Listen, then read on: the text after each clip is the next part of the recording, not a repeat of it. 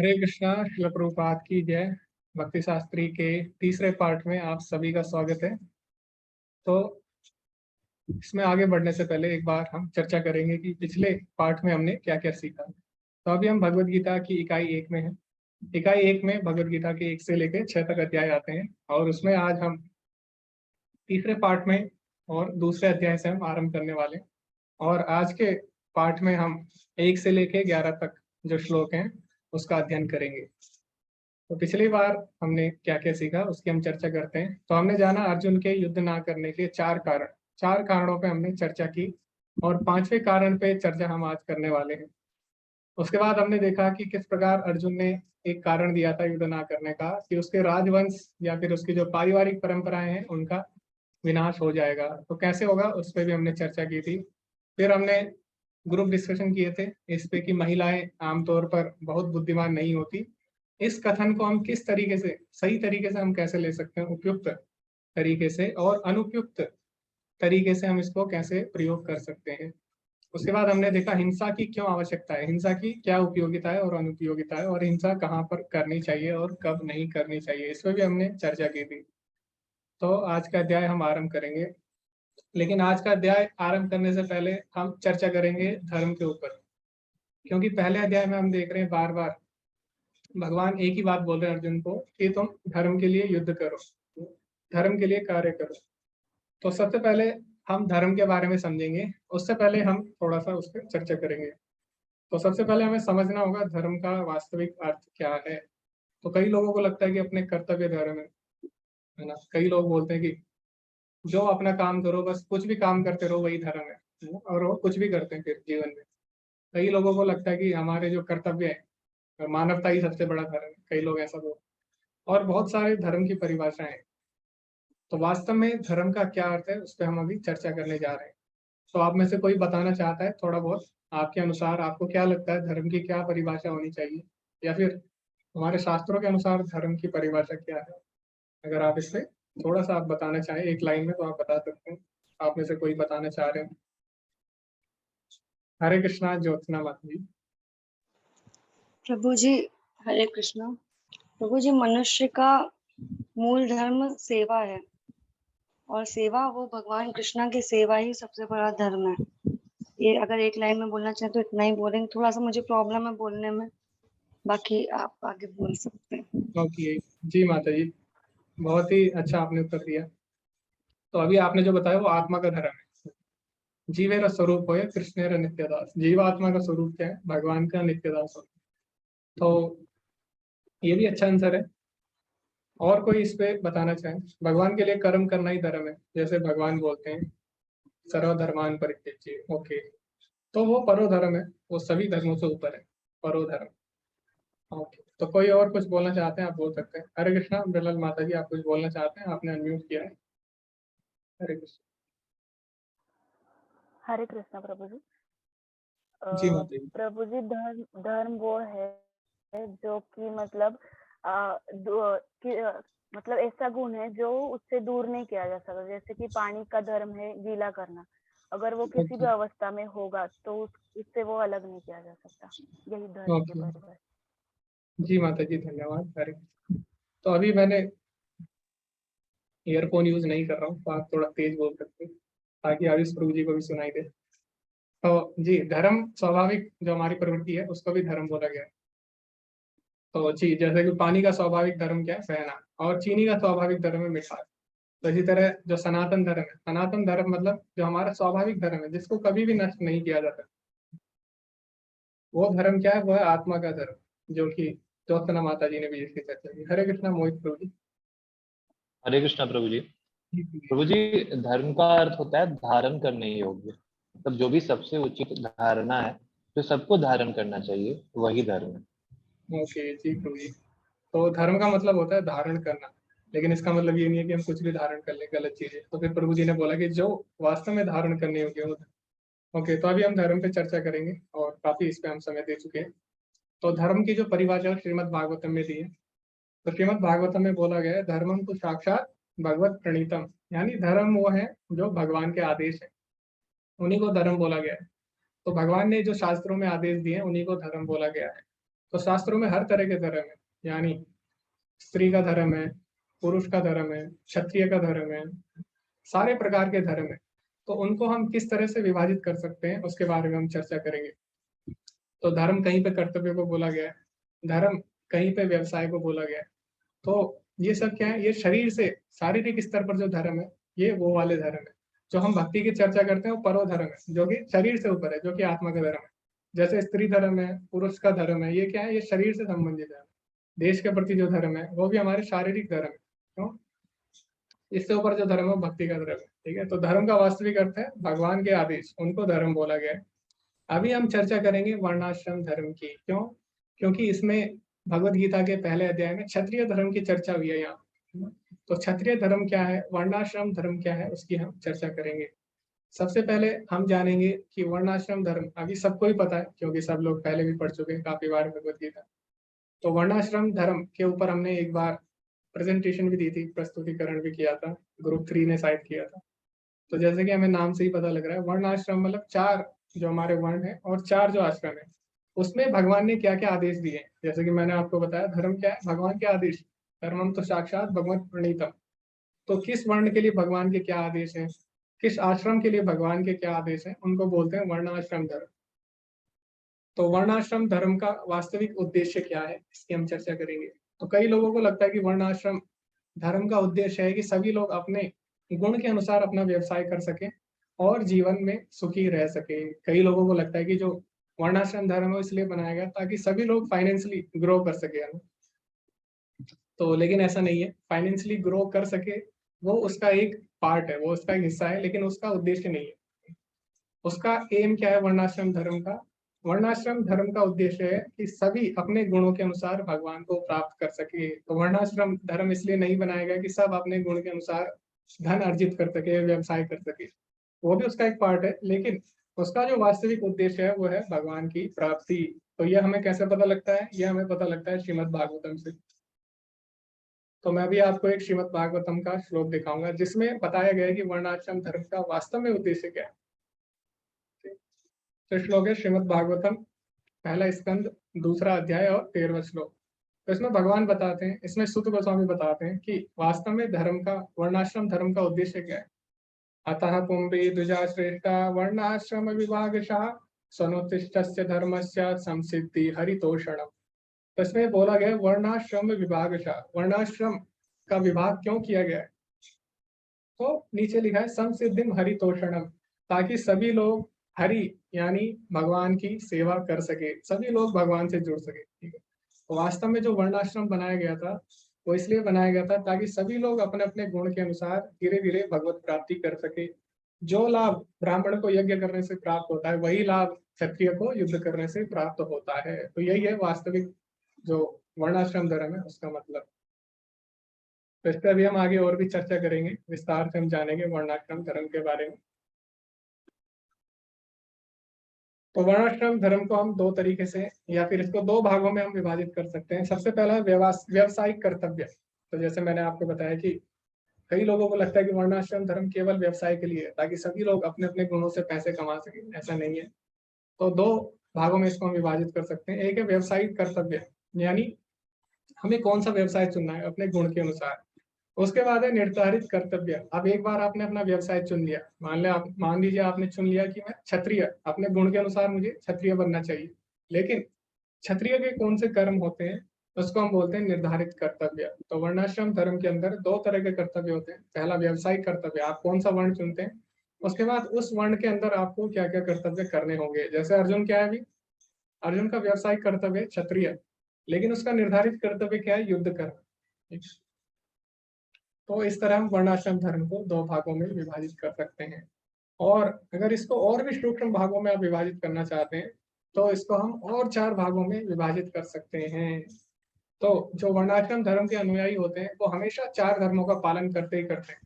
तो हमने देखा जब अर्जुन ने युद्ध करने से मना किया तो अर्जुन ने भी 4 चीजों के बारे में भगवान को बताया पहले अध्याय में। सबसे पहले अर्जुन ने बताया कुल धर्म के बारे में। तो जो वर्णाश्रम धर्म है उसमें कुल धर्म भी आ जाता है, यानी अपने परिवार के लिए आपके क्या कर्तव्य हैं। तो अर्जुन ने क्या बोला कि मेरा परिवार नष्ट हो जाएगा, मेरे जितने भी सगे संबंधी है वो मारे जाएंगे। तो ये क्या है, कुल धर्म है क्षत्रिय का, अपने परिवार की भी देखभाल करना। उसके बाद है जाति धर्म। जाति धर्म मतलब समाज की भी रक्षा करना ना, जो अपना समुदाय है उसकी भी रक्षा करना।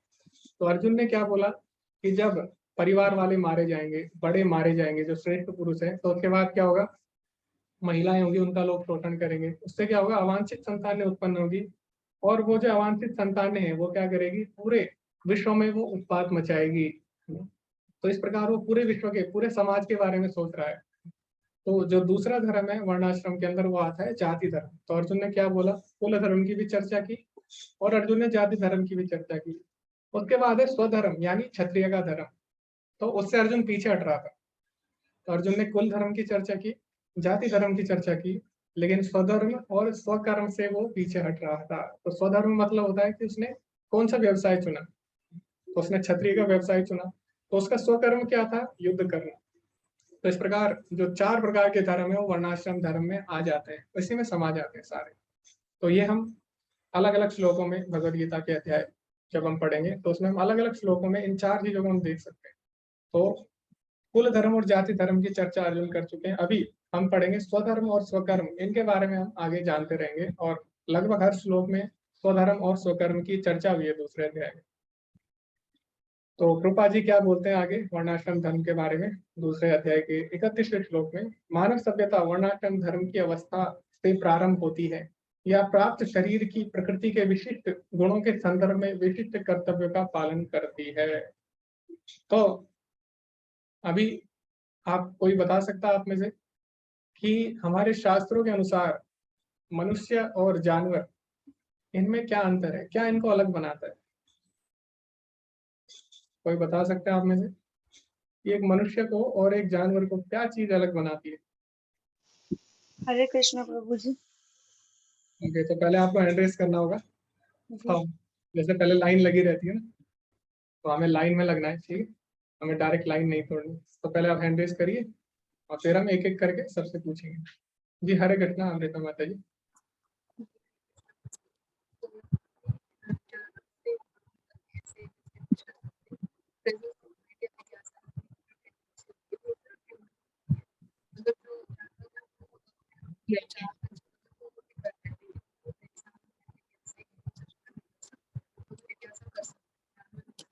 ओके, ठीक है, नहीं आ रही है सही से। हरे कृष्णा हर्ष प्रभु जी। प्रभु। तो सर्वप्रथम जो मानव और जो जानवर में अलग होता है वो उनकी बुद्धि होती है, मनुष्य का सोचने की शक्ति होती है। और जो मनुष्य का जीवन है वो भगवत प्राप्ति के लिए होता है कि हम सब कुछ जानकर भगवान के पास वापस लौट सके। हरे कृष्ण प्रभु। ओके जी प्रभु जी, एक मिनट। और शायद एक, ओके मैं ईयरफोन यूज करता हूँ, प्रभु जी आप अपने ईयरफोन यूज कर लीजिए, क्योंकि आवाज शायद जी प्रभु जी। हरे कृष्ण यार प्रभु जी हरे कृष्ण। हरे कृष्ण। अभी आवाज आ रही है आपको? जी जी प्रभु जी, अभी जी प्रभु जी अभी। जी प्रभु जी, जो सबसे मतलब बड़ा अंतर है वो है कि मतलब मनुष्य का बुद्धि होता है, सोचने की क्षमता होती है, जो कि जानवरों में नहीं होती। और जो मनुष्य जीवन है वो भगवत प्राप्ति की होता है कि हम सब कुछ जान के ब्रह्म का ज्ञान ले सके और भगवान के पास वापस लौट सके। तो पहला आपने बोला कि सोचने की क्षमता। ओके जी, एक्चुअल में जो जानवर होते हैं उनमें भी सोचने की क्षमता होती है, बहुत ज्यादा सोचते हैं वो। जैसे कि उनमें भी इंटेलिजेंस होती है, आपने देखा होगा कई जो चिड़िया है उनका घोंसला आप देखोगे तो कितना सुंदर तरीके से वो डिजाइन बनाती है। मतलब मनुष्य ऐसा सोच भी नहीं सकता जिस हिसाब से वो डिजाइन बनाती है ना। तो ऐसा नहीं है जानवरों में बुद्धि नहीं होती, उनमें भी बहुत इंटेलिजेंस होती है। जैसे कुत्ता होता है, उसको आप खाना दोगे, अगली बार उसको पता लग जाएगा कि इसने मुझे खाना दिया था, तो क्या करेगा, आपके पास वहीं पे आएगा। कुत्तों में भी इंटेलिजेंस है, मनुष्य में भी है, तो दोनों में बुद्धि है। लेकिन जो दूसरी बात आपने बोली वो सही है कि हम भगवत प्राप्ति कर सकते हैं, और मनुष्य जीवन भगवत प्राप्ति कर सकता है, लेकिन पशु जीवन में थोड़ा कठिन होता है भगवत प्राप्ति करना। हाँ, कई पशु होते हैं कि कई जो भक्त होते हैं जिन्होंने पिछले जन्म में हो सकता है कुछ ऐसे कर्म किए, उन्हें पशु बनना पड़ा हो, लेकिन वो भी भगवत प्राप्ति कर सकते हैं। जैसे कि गजेंद्र थे, गजेंद्र भगवान के भक्त थे, लेकिन वो बहुत ही रेयर केस है, बहुत ही दुर्लभ केस होते हैं। ऐसा नहीं है सारे जानवर भगवान को प्राप्त कर सकते हैं। तो मनुष्य जीवन में भगवत प्राप्ति हो सकती है, ये एक कारण है। जी हरे कृष्णा ज्योत्सना माता जी। हरे कृष्णा प्रभु जी, धन्यवाद, प्रणाम प्रभु जी। आहार, निद्रा, भय, मैथुन, ये एक मनुष्य भी करता है और एक जानवर भी ये करता है। ये चारों चीजें दोनों में समान होती हैं, परंतु अंतर अगर है तो सिर्फ इस चीज का कि उसके धर्म पालन वो नहीं करता। धर्म पालन का अधिकार सिर्फ मनुष्य को ही दिया गया है, और जो धर्म का पालन नहीं करता, जो मनुष्य अपने अपने धर्म का, वो धर्महीना ते पशु ते समाना कहते हैं गीता में है। तो वो पशु के समान ही होता है। उसका मनुष्य होना और मनुष्य होना मनुष्य नहीं कहलाता, वो पशु ही कहलाता है। हरे ओके, कृष्ण। हरे। तो आप सही उत्तर दे चुके हैं पहले। ओके, बाकी भी बता सकते हैं। हरे कृष्णा, कुछ आप कुछ बोलना चाहेंगे? हरे कृष्ण प्रभु जी, जानवर जो है वो भगवान को जानने की इच्छा नहीं करते हैं। अच्छा, ओके। तो ओके सर, हर्ष प्रभु ने भी यही उत्तर दिया था कुछ। हरे कृष्णा, मोहित प्रभु जी। जी हरे कृष्णा प्रभु जी। प्रभु जी मुख्य अंतर जो है कि मनुष्य और जानवर में अंतर यही है कि तपस्या करने से हमारी इंद्रियां शुद्ध होती हैं, जो कि जानवर नहीं कर सकते हैं।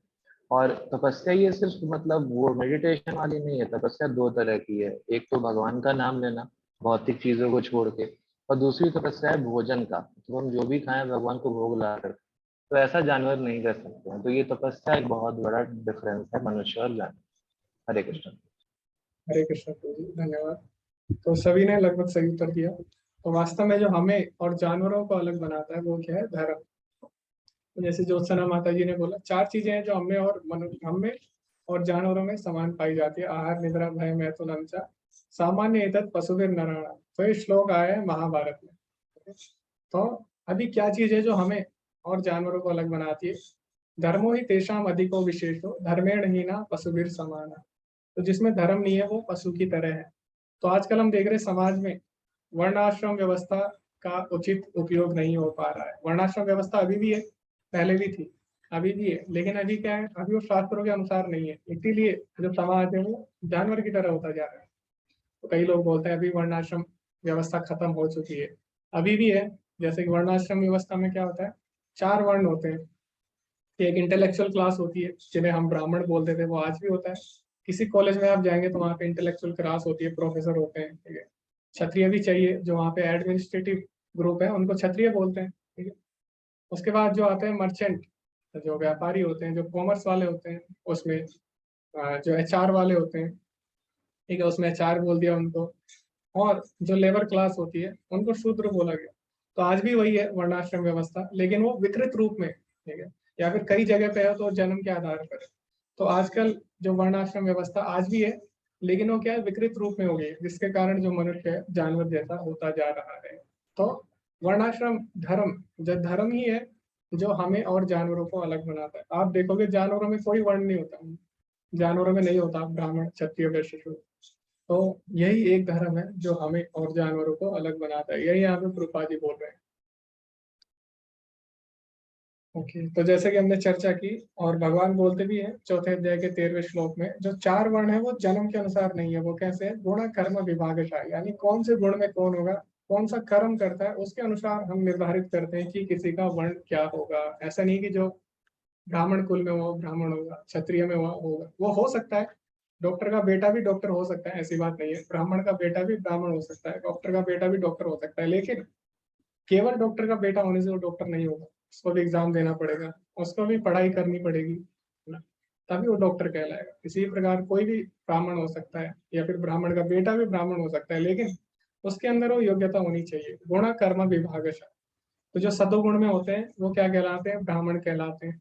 जो रजोगुण में होते हैं वो क्षत्रिय कहलाते हैं। जो रजो और तमोगुण मिश्रित अवस्था में होते हैं वो वैश्य कहलाते हैं।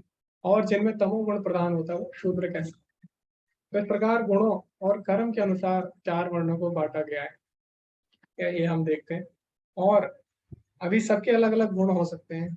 तो भगवान ने क्या किया है, सभी को कुछ निर्देश दिए हैं जिसके अनुसार वो भगवत प्राप्ति कर सकते हैं। जैसे कि मान लीजिए अभी कोई है, अभी हम किसी क्लास में पूछते हैं कि किसी को क्या बनना है, तो उसमें से कुछ बच्चे कहेंगे हमें टीचर बनना है, कुछ बच्चे कहेंगे हमें आर्मी में जाना है, कुछ बच्चे कहेंगे हमें अपना बिजनेस करना है, और कुछ बच्चे बोलेंगे हमें पता नहीं है, हमें आप जो बोले हम वही कर लेंगे, हमें कोई मतलब नहीं, हम इतना दिमाग नहीं लगाएंगे, हमें आप काम दीजिए और हम कर देंगे।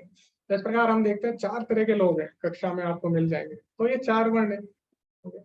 तो ऐसा नहीं है ये जन्म से है, ये गुण से निर्धारित होता है। और क्या एक ब्राह्मण ही भगवत प्राप्ति कर सकता है? तो बाकी गुणों का क्या होगा? तो भगवान इतने दयालु हैं, भगवान ने सभी गुणों के अनुसार भगवत प्राप्ति के निर्देश दिए हैं। यानी ब्राह्मण है, अगर कोई सतोगुणी है वो किस प्रकार भगवान की प्राप्ति करेगा, अगर कोई रजोगुणी है तो किस प्रकार वो भगवान की प्राप्ति करेगा, और अगर कोई तमोगुण में है तो वो किस प्रकार भगवान की प्राप्ति कर सकता है। तो हर कोई भगवान को प्राप्त कर सकता है, लेकिन उसको क्या करना होगा, उसके अनुसार, अपने गुण के अनुसार जो भगवान के आदेश है उनका अनुसरण करना होगा, ताकि धीरे धीरे वो तीनों गुणों से ऊपर उठ सके। तो जैसे हम पढ़ते हैं ब्राह्मणों के क्या कर्तव्य हैं। ब्राह्मणों के कर्तव्य थे शांति, आत्म संयम, तपस्या, पवित्रता, सहनशीलता, ईमानदारी, ज्ञान और धार्मिकता। ये सब ब्राह्मण के कर्म है। तो सब आपको मिल जाएंगे 18वें अध्याय में जब हम पढ़ेंगे विस्तार से। तो ऐसा नहीं है कोई जन्म से ब्राह्मण हो जाएगा, हाँ हो सकता है, लेकिन उसके अंदर ये गुण भी होने चाहिए। उसके अंदर शांति, आत्म संयम, तपस्या, पवित्रता होनी चाहिए। ये सारे गुण अगर है तभी हम उसको ब्राह्मण बोलेंगे। क्षत्रिय में वीरता होनी चाहिए, शक्ति होनी चाहिए, दृढ़ संकल्प, साधन संपन्नता, युद्ध में साहस, उदारता और नेतृत्व यानी लीडरशिप। ये सभी क्या है, क्षत्रियों के गुण है। वैश्य का जो कर्म था वो क्या था, खेती और गोरक्षा और व्यापार करना।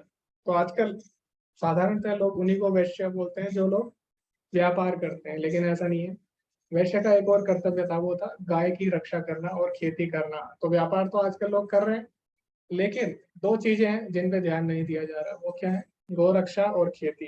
तो जब तक हम ये साथ में लेके नहीं चलेंगे तब तक हम समाज में आगे नहीं बढ़ेंगे। तो आजकल क्या कर रहे हैं, इंडस्ट्रियलाइजेशन जब से हुआ तब से लोगों ने खेती और गौ रक्षा यानी गौ पालन इन पे काम करना कम कर दिया। तभी क्या हो रहा है, धीरे धीरे खाने की जो क्वालिटी है, क्वांटिटी तो खाने की बढ़ गई, लेकिन क्या हो गया, क्वालिटी खराब होगी। उससे क्या हो रहा है, कैंसर हो रहा है। खराब खराब खाना आ रहा है, ठीक है, लोग खा रहे हैं, कैंसर हो रहा है। वो चीजें नहीं बताई जा रही है ना न्यूज में कि कैसे खाने से कैंसर हो रहा है, लेकिन न्यूज में क्या बताते हैं कि कैसे साइंटिस्ट ने एक नई दवाई ढूंढ ली जिससे कैंसर का इलाज हो सकता है। तो सब लोग खुश हो जाते हैं, देखो वैज्ञानिकों ने एक नई बीमारी का इलाज ढूंढ लिया। लेकिन वो बीमारी हुई क्यों, वो बीमारी हुई भी उन्हीं की वजह से। क्यों? क्योंकि इंडस्ट्रियलाइजेशन पे ज्यादा ध्यान देंगे। ऐसा नहीं है इंडस्ट्रियलाइजेशन जरूरी नहीं है, औद्योगिकरण भी जरूरी है, लेकिन लोगों ने उस पर ज्यादा ध्यान दिया। इस कारण क्या होगा, खेती और गौ रक्षा में कमी आई, और जिसके कारण क्या हुआ, खाने की जो क्वालिटी है, खाने की जो गुणवत्ता है वो खराब हो गई है। इसी कारण बीमारियां बढ़ रही है आजकल। तो ये एक वैश्य का कर्तव्य था, एक व्यापारी का कर्तव्य है ना केवल व्यापार करना, बल्कि गाय की रक्षा करना और खेती भी करना। जैसा हम देखते हैं जो नंद महाराज थे वो क्या थे, एक वैश्य थे। उन्होंने गाय भी पाली थी, वो व्यापार भी करते थे और खेती भी करते थे। तो ये वर्णाश्रम व्यवस्था थी। अभी जो शूद्र होते हैं उनका कार्य क्या है, श्रम करना और दूसरे जो वर्ग है उनकी सेवा करना। तो इस प्रकार अपने कर्म से कोई वर्ण निर्धारित होता है। इसी प्रकार आश्रम थे, तो आश्रम को भी 4 भागों में बांटा गया था। और साधारणतः अगर आपकी आयु है, जैसे 100 वर्ष की अगर आयु है, वैसे पहले जो युग थे उसमें ज्यादा होती थी, तो उसको एवरेज जो आपकी औसत आयु है उसको आप 4 भागों में बांट सकते थे। और हर भाग में आपको क्या करना होता था, कुछ आश्रमों का आपको पालन करना होता था। तो सबसे पहले हमारा आता था जो आश्रम, वो था ब्रह्मचार्य आश्रम यानी स्टूडेंट लाइफ। तो स्टूडेंट लाइफ में क्या होना चाहिए, स्वाध्याय यानी वेदों का अध्ययन और ब्रह्मचर्य का पालन। लेकिन आजकल हम देखते हैं कि दोनों ही चीजें नहीं होती स्टूडेंट लाइफ में, ना ब्रह्मचर्य का पालन होता है और ना ही स्वाध्याय यानी वेदों का अध्ययन होता है। तो इसीलिए आजकल जो एजुकेशन सिस्टम है वो क्या है, तरक्की कर रहा है, साइंस की प्रॉब्लम सोल्व कर रहा है, फिजिक्स की प्रॉब्लम सोल्व कर रहा है, लेकिन अपने लाइफ की प्रॉब्लम वो सोल्व नहीं कर पा रहा। मैथ की प्रॉब्लम सोल्व कर ले रहा है, लेकिन लाइफ की प्रॉब्लम सोल्व नहीं कर पा रहा हो। क्यों? क्योंकि उसने भगवान के नियम को नहीं माना। भगवान की जो व्यवस्था है सबसे बेस्ट है। तो ऐसा नहीं है कि अगर हम अध्यात्म करेंगे तो बाकी चीजें हमें छोड़नी पड़ेगी, ऐसा नहीं है। आप साथ साथ दोनों पढ़ सकते हैं, जैसे कि ईशोपनिषद में भी बोला गया है, विद्या च विद्याम च यस्तद वेद उभयम स। यानी एक व्यक्ति को विद्या और अविद्या यानी आध्यात्मिक ज्ञान और सांसारिक ज्ञान दोनों आवश्यक होने चाहिए ना, दोनों जरूरी है। जैसे अर्जुन था, अर्जुन के पास सांसारिक ज्ञान भी है, उसको धनुष बाण चलाने भी आते हैं, अर्जुन को डांस नृत्य भी आता है, ठीक है, अर्जुन को बहुत सारी कलाएं आती है, लेकिन साथ ही अर्जुन को भक्ति भी आती है, भगवान से भी जुड़ा है। तो जो भगवान के भक्त होते हैं उनको दोनों ज्ञान होता है, लेकिन जो केवल सांसारिक ज्ञान लेते हैं वो क्या होता है, उनका जीवन सफल नहीं हो पाता। जैसे अभी मैं कल की घटना बताता हूँ, कल ही हमारे कॉलेज में एक लड़के ने सुसाइड कर लिया। अब उसने, उसकी प्रोफाइल देखो आप, उसने आईआईटी मंडी से उसने बीटेक किया, आईआईटी कानपुर से यहीं से उसने एमटेक भी किया, अभी यहीं से वो पीएचडी भी कर रहा है। तो उसके पास कोई कमी नहीं है, पूरा सांसारिक ज्ञान पूरा है उसके पास, कुछ भी कमी नहीं है, लेकिन आध्यात्मिक ज्ञान ना होने के कारण, ठीक है, गलत चीजें करने के कारण, जो भगवान ने यहाँ पे बताए उनका ना पालन करने के कारण क्या किया, उसने मैथ्स की प्रॉब्लम तो सोल्व कर ली, फिजिक्स की प्रॉब्लम सोल्व कर ली, लेकिन अपने जीवन की प्रॉब्लम वो सोल्व नहीं कर पाया, ठीक है। तो इसीलिए स्टूडेंट लाइफ में, विद्यार्थी जीवन में चीजें जरूरी है, ब्रह्मचर्य और वेदों का अध्ययन। उसके बाद जो दूसरा आश्रम था वो था संन्यास, नहीं, दूसरा आश्रम था गृहस्थ आश्रम। तो एक बार आपने ज्ञान अर्जित कर लिया, आपने ब्रह्मचर्य का पालन कर लिया, तो जो एक अच्छा ब्रह्मचारी होता है वही एक अच्छा गृहस्थ बन सकता है, ठीक है। अगर कोई अच्छा ब्रह्मचारी नहीं है तो क्या होगा, गृहस्थ नहीं होगा, फिर ग्रह मेहंदी हो जाएगा, यानी वो भोग करेगा गृहस्थ जीवन में। तो इसीलिए अच्छा ब्रह्मचारी ही एक अच्छा गृहस्थ बन सकता है। अभी गृहस्थ का कर्तव्य क्या है, गृहस्थ का कर्तव्य है दान देना। अभी आप किसी भी आश्रम में देखो, लोग नहीं कमाते, जैसे कि ब्रह्मचारी आश्रम में स्टूडेंट नहीं कमाता, पैसे नहीं कमाता, संन्यास आश्रम में सन्यासी पैसे नहीं कमाता, वानप्रस्थ में जो वानप्रस्थी होता है वो भी पैसे नहीं कमाता। अभी जो केवल धन कमाता है वो कौन होता है, गृहस्थ आश्रम वाला। तो गृहस्थ आश्रम का कर्तव्य है कि बाकी जो आश्रम है उनको सपोर्ट करे, उनको आर्थिक रूप से सहायता करे, उनको दान दे, ठीक है। दान, आत्म संयम और यज्ञ परायणता, ये जो कर्तव्य थे गृहस्थ के कर्तव्य थे। तो इसीलिए अगर कोई ग्रस्त है या कोई ग्रस्त जीवन जिया है तो उसका एक ही कर्तव्य है कि बाकी जो वर्ण है उनकी सेवा करे, वैष्णवों की सेवा करे, स्टूडेंट जो छात्र है उनकी सेवा करे। तो जैसे जब हम पढ़ते थे, कई लोग होते हैं वो स्टूडेंट को बहुत अच्छा मानते हैं और उनकी सेवा भी करते हैं, तो ग्रस्त का उद्देश्य है, ग्रस्त का उद्देश्य है कि वो बाकी जो वर्ण है उनकी सहायता करे। उसके बाद जो अगला आश्रम आता था वो कौन सा आता था, वानप्रस्थ। तो वानप्रस्थ क्यों जरूरी है, क्योंकि गृहस्थ जीवन में जब हम होते हैं तो हमारी आसक्ति हो जाती है किससे, अपनी धन संपदा से, या जो अपने सांसारिक रिश्ते हैं उनसे बहुत आसक्ति हो जाती है। तो जब तक वो आसक्ति रहेगी तब तक हम भगवत प्राप्ति नहीं कर सकते। और हमने पढ़ा था अभी कि गृहस्थ जो वर्णाश्रम धर्म है उसका उद्देश्य क्या है, संसिद्धिम हरितोषणम, यानी हरि की प्राप्ति करना। तो अभी जो वानप्रस्थ जब तक नहीं आएगा जीवन में, यानी जब तक हम घर से अलग नहीं होंगे, जब तक हम घर से नहीं निकलेंगे, और जब तक हम जो अपना रिश्तेदार है या जो सगे संबंधी है, जब तक उनसे हमारी आसक्ति कम नहीं होगी तब तक हम भगवान के तरफ आकर्षित नहीं हो सकते। अगर अभी भी हमारी रुचि अपनी घर गृहस्थी में ही है, अपने परिवार में ही है, तो हम भगवान की प्राप्ति नहीं कर सकते। क्यों? क्योंकि भगवान बोलते हैं 8वें अध्याय में, यम यम वापि स्मरण भावम त्यजति अन्ते कलेवरम, मरते समय जिसकी जो चेतना रहती है वही शरीर उसको प्राप्त होगा। तो आपने देखा होगा कई लोग जब मर रहे होते हैं तो कई लोग बोलते हैं मेरे बेटे को बुलाओ, कई लोग बोलते हैं मेरी बेटी को बुलाओ, ऐसे लोग बोलते हैं। क्यों? अभी भी उसकी परिवार से आसक्ति बनी हुई है। तो इस प्रकार जो उनका अगला जन्म होगा वो क्या होगा, अपने परिवार में ही होगा। अगर उनके कर्म अच्छे हैं तो उन्हें इंसान का शरीर मिल जाएगा अपने ही परिवार में, अगर कर्म अच्छे नहीं है तो किसी जानवर का शरीर मिल जाएगा अपने ही परिवार के आसपास या फिर अपने ही परिवार में। तो इस प्रकार हमारी आसक्ति भगवान में लगे, इसके लिए क्या है, वानप्रस्थ आश्रम बनाया गया ताकि हम परिवार की आसक्ति कम कर सके, ठीक है। उसमें हमें घर से बाहर रहना होता है और अपने जो सगे संबंधी है, जो रिश्तेदार है, उनसे दूर रहना होता है। तो वानप्रस्थ का उद्देश्य क्या था, तपस्या करना। अभी जो अंतिम आश्रम आता है वो कौन सा होता है, वो होता है संन्यास आश्रम। तो संन्यास आश्रम में क्या होता है, निर्भयता। क्यों? पूरी तरह भगवान पे निर्भर है, आत्मशुद्धि और आध्यात्मिक ज्ञान का अनुशीलन। तो एक सन्यासी का कर्तव्य है कि प्रचार करे, सबको आध्यात्मिक ज्ञान दे और निर्भय होकर प्रचार करे, कुछ भी अपने पास ना रखे, सब कुछ भगवान की सेवा में लगाए। तो सन्यास का मतलब ये नहीं कि सब चीज छोड़ देना, वो मायावाद सन्यास होता है, छोड़ो घर बार चलो के साथ।